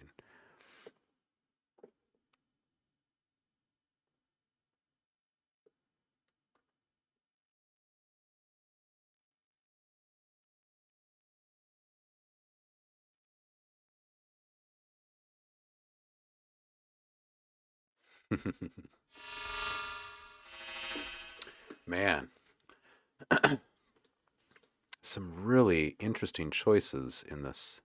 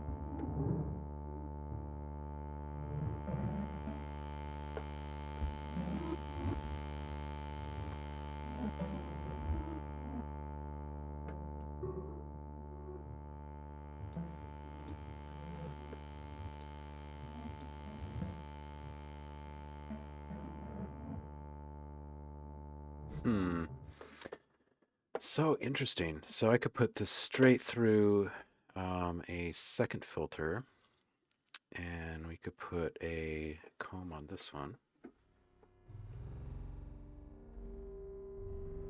And then we can take maybe this slow O LFO here. Slow OO.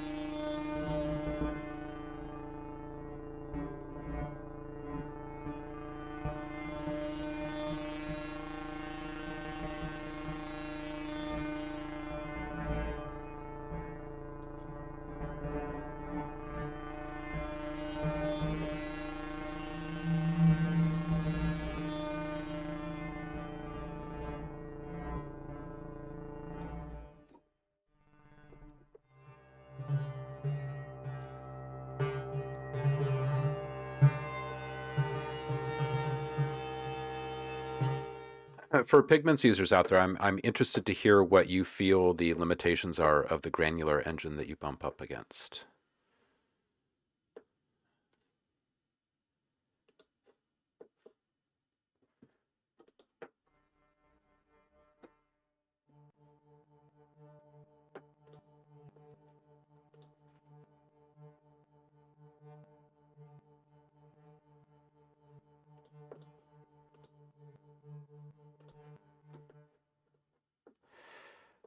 Yeah, we're gonna have to build some plucks or something and play around with this arpeggiator a bit,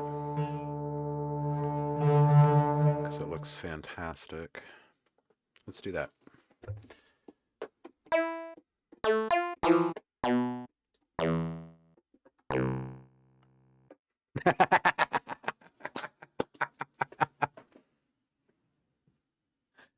Oh man.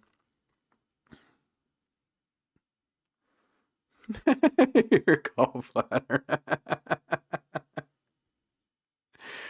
Oh, Tom's saying I was sharing your channel with some Twitch friends. They sub and come back and told me, like, dude, this guy is some synth guru. You know, it's been the steady mantra of people since I was young. And it took me a really long time to actually just kind of hear that. You know, because like when you're playing music and stuff and people say things, you're like, whatever. A lot of people say a lot of things. It took quite a while. Once I embraced it,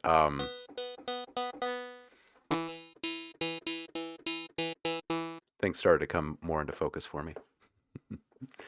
All right, let's do this new preset. Let's start with maybe just a simple analog first. All right, let's figure out modulation in this thing here.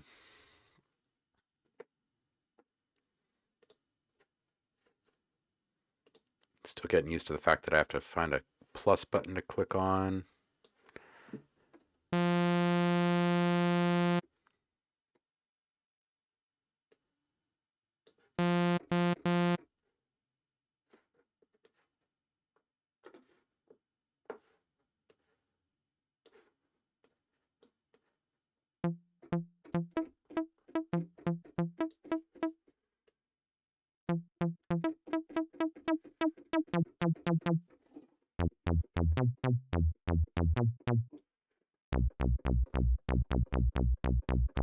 Acid, anyone?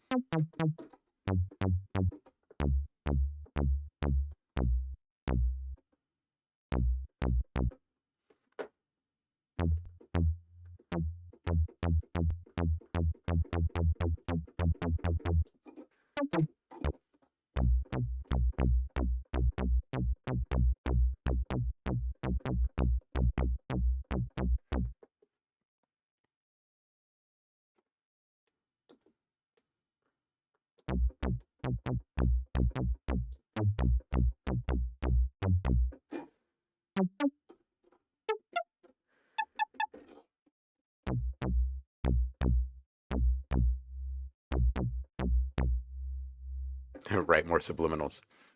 Um, uh, there have been a couple of crystal synthesizers. I'm trying to remember what they're called. Um, in fact, I think there might even be one in the reactor, like the original reactor library. Um, but there has been. I'm not going to remember the names.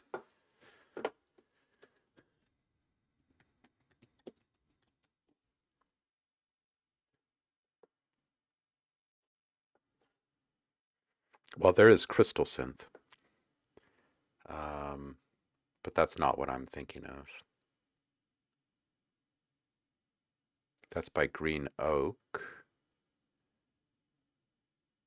and that's one of the older ones, I believe. But there was another one. I know what you're talking about, though. Something that can they can like quickly and easily hit those kind of shiny, resonant sweet spots. Yeah, I really like this concept of um, like a charge and the resulting resonance. Hmm. So, um, I see your crystal synth, Tom, and I up the ante and give you a second oscillator in this beast. The first one is crystal, and the second is electromagnetic. So you can combine electromagnetic fields with crystal resonance. Dude, uh, serious sci-fi sound design tool here.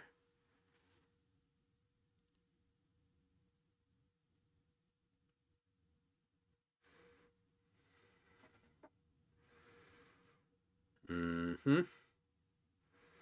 Yeah, my brain is exploding right now with all of these ideas and potential of a tool like that.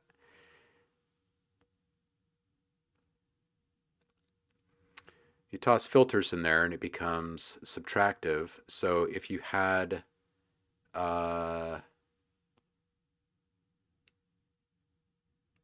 if your crystal engine was actually based in additive synthesis and just worked in kind of like some pre-configured ways, if you were to layer in the electromagnetic stuff, I would think that you would have these like truly organic, yet otherworldly results almost instantaneously. Man, this is it's been a very interesting stream today.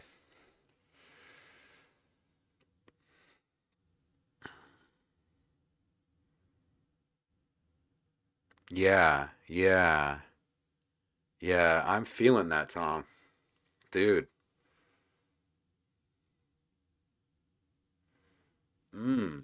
Just imagine like how the sharp clarity and like the weird smearing type of stuff and every point in between that you could find with something like that, because of course we're going to build this thing from the ground up, so you could use something like the noise profile from one of your electromagnetic sound sources as a modulator, right? Run that at a really low rate and you get like nice little analog drift mods. Ooh, yeah, yeah, yeah. I could see a ton of upside potential in this thing.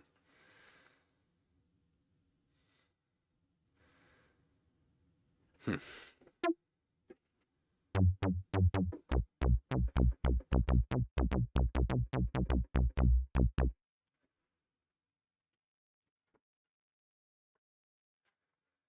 All right, so how does the sequencer work?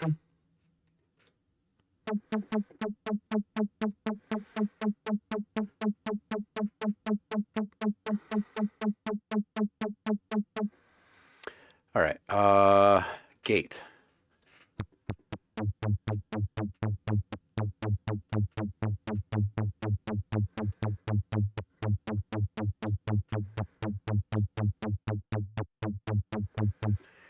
And are we able to divvy these things up here? How does this work here? Pitch rate divider, velocity rate divider. Ooh, probability. What, and the same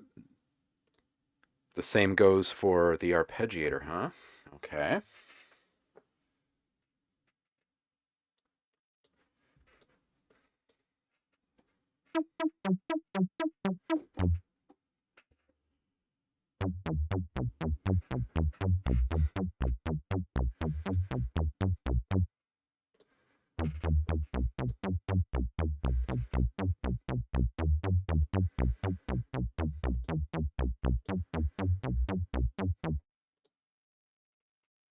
Uh-huh. Okay.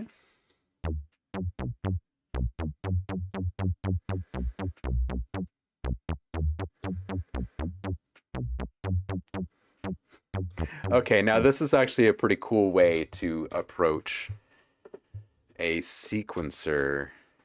The click and drag on the random. Okay, now what's up with this? Oh, that's just the handle. And then how in the world?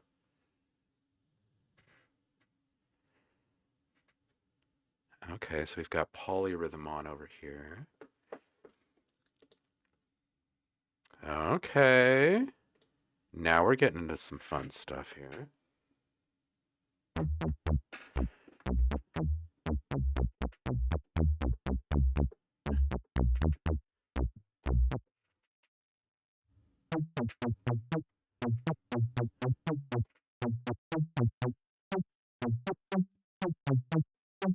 Okay, and from the sequencer perspective here.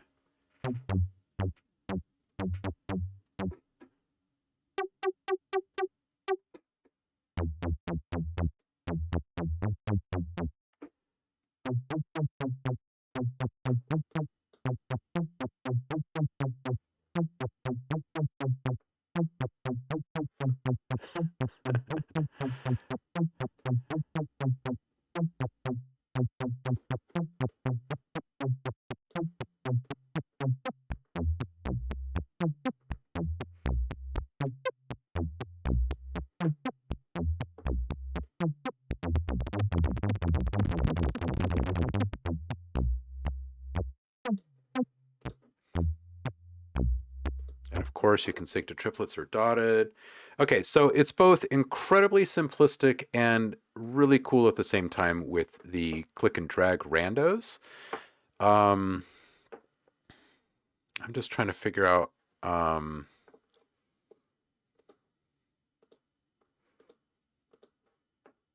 if there's more to this ARP than meets the eye. 25% as played. Interesting. Okay, so it gives you kind of ground floor control over velocity depth for your randomization. That helps.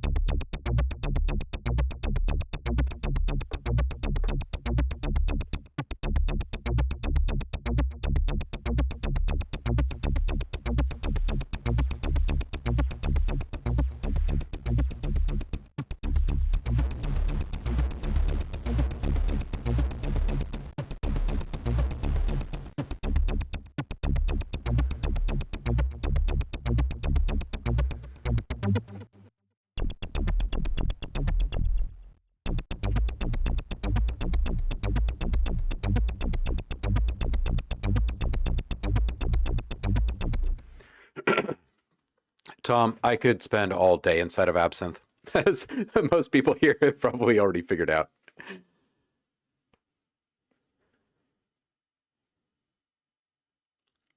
Yeah, Arturia ARP's pretty basic. I would agree with this. And that this is groovy. Shade on. Shadow. Shade on. How do I say your name? Thanks for being here with us, dude.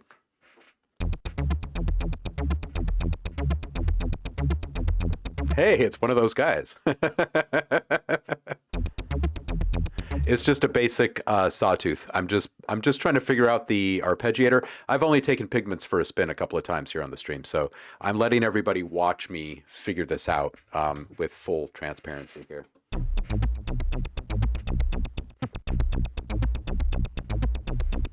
What better kind of honest review is there, right?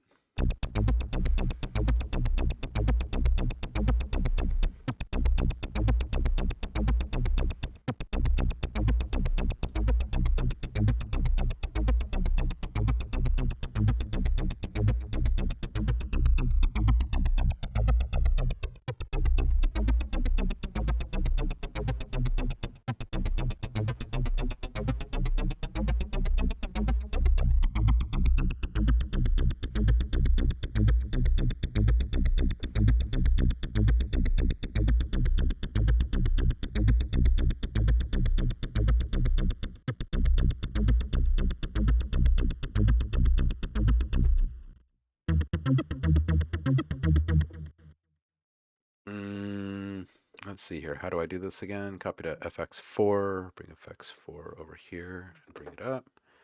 And then A, and just, how do I do this then? Move my flanger over to 1. And turn this off. There we go.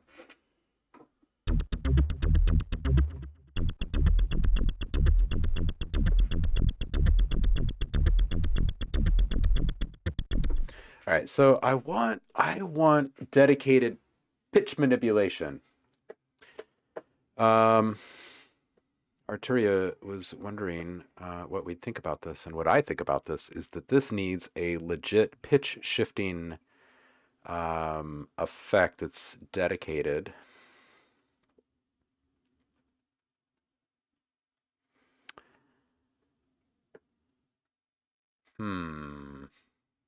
So we've got that longer delay. How crazy can we get with our delay?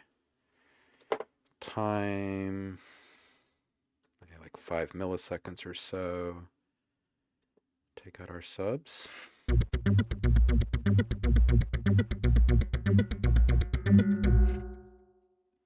Homemade comb.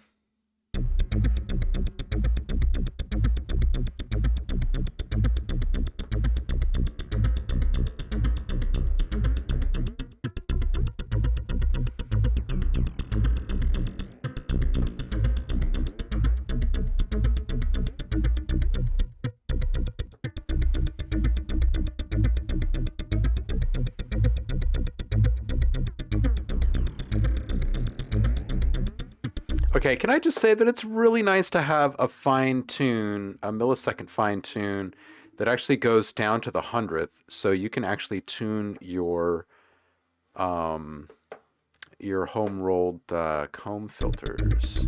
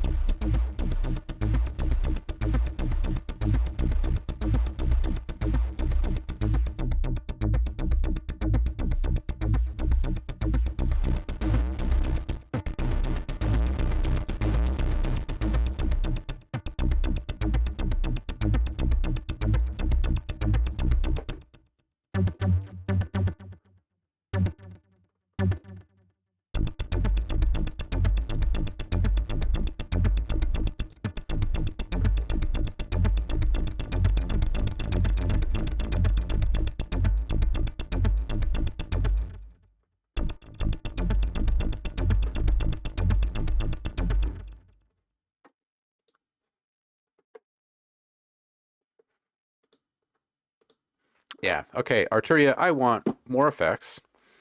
Um, this is super fun though.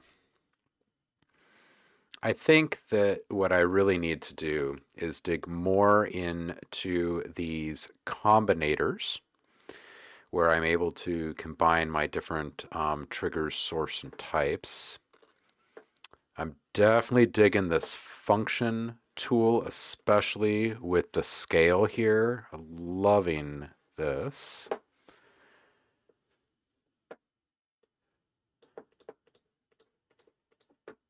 Point, click, make awesome. Let's set this up with our function 1.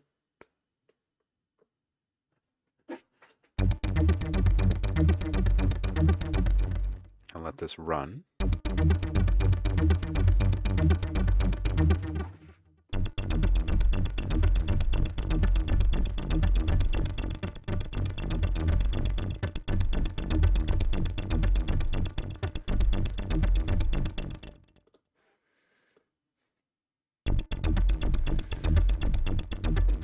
Hmm.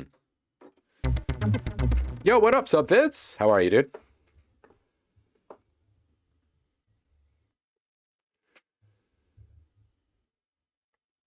Yeah, the morphine does make it so interesting. You can, when it's when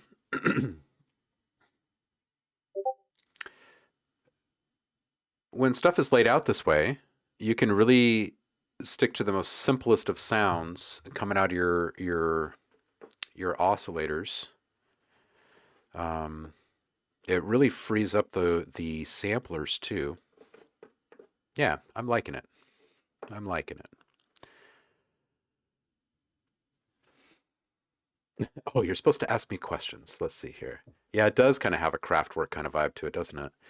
Heidi's asking OhmLab, if you had to become an animal, what would you choose and why? Oh, man, that's tough. I don't know. Um, maybe some sort of cat, right? Like some kind of jungle cat or something. I don't know. They're pretty fierce.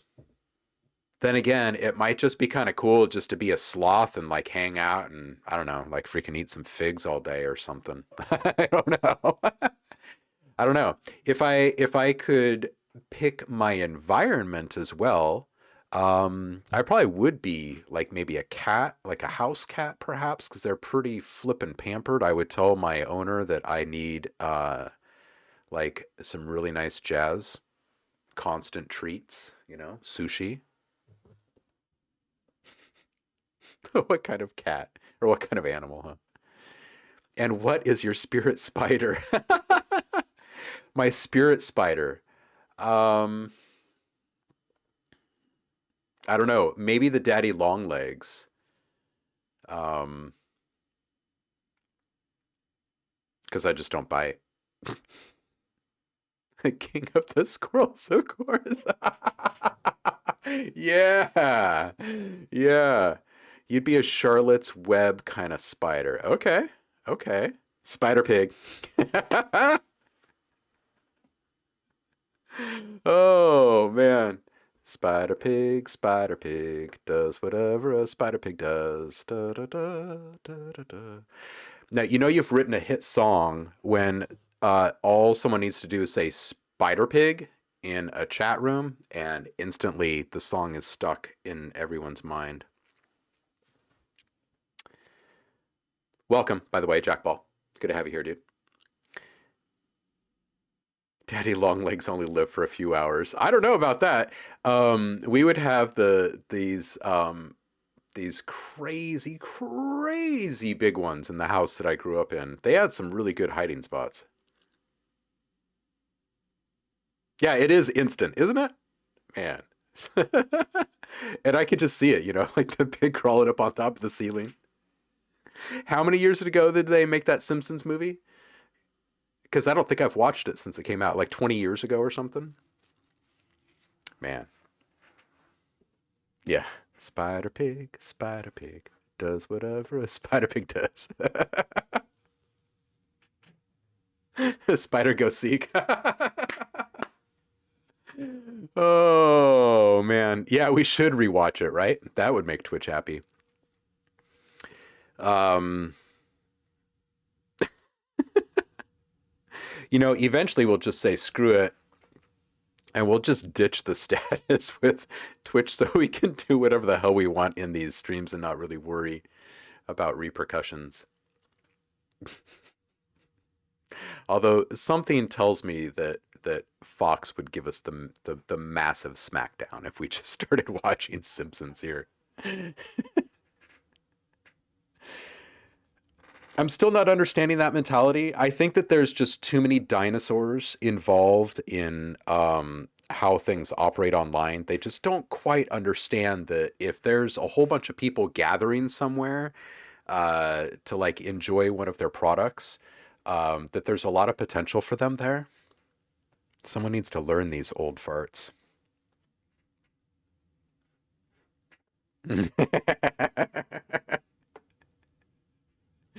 Oh man, I appreciate that, Jackball. Thank you for having my back.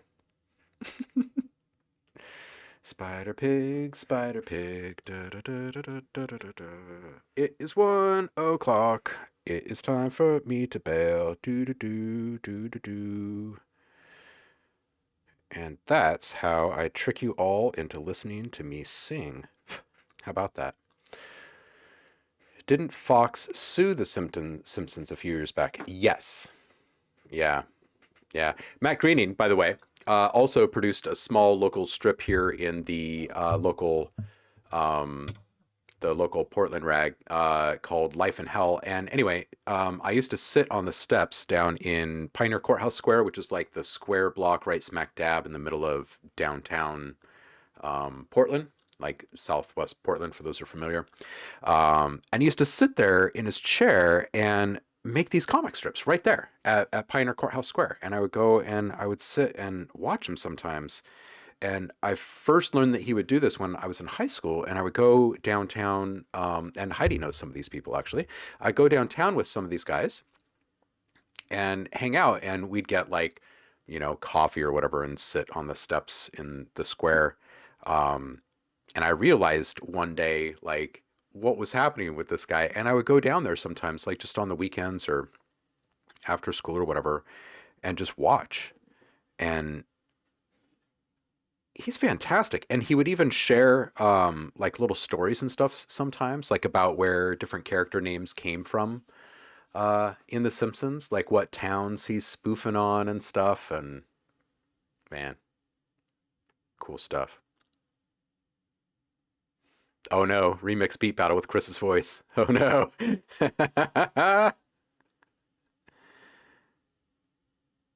Yeah. The local rag here was Willamette Week.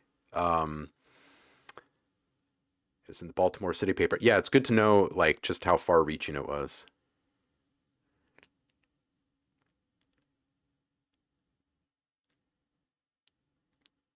Um Purple, who? Oh, like who I was going downtown with? Oh, it was like Cam and Darren and Kristen and that crew. Um, just to hang and whatnot after school. But then once I realized like this guy was like Matt Groening, I was like, oh man, I gotta go like sit by this guy. And Akbar and Jeff, yeah, dude. Angriest dog in the world, Lynch. Yeah. All right, kitty cats, I should bounce. I got stuff to do today. Let me just pop over to my browser really quick and see if anyone is streaming right now.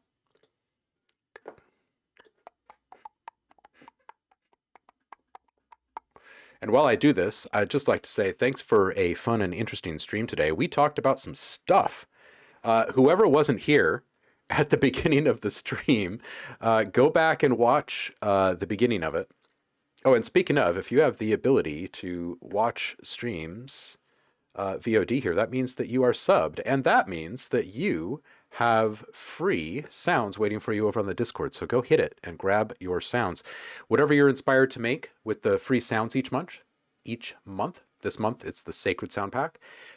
You come back and you submit it here, and we will vote on just who made the greatest thing. And everybody that participates gets more free sounds and fun prizes. We are going to be meeting Zamertz here on the show at the end of the month because he won last month's challenge. So if you're a sub, go grab the free sounds and see what you're inspired to make. It can be anything, a beat, a track, trailer, rescore, whatever you want to do. With that said, I will wish you all a fantastic day. And thank you for being with me. I do appreciate you all. And I'll see you again on Friday. I'm going to start this raid here. Everybody tell Andremia just how much we love him and his music when you get there. All right, peace out, y'all.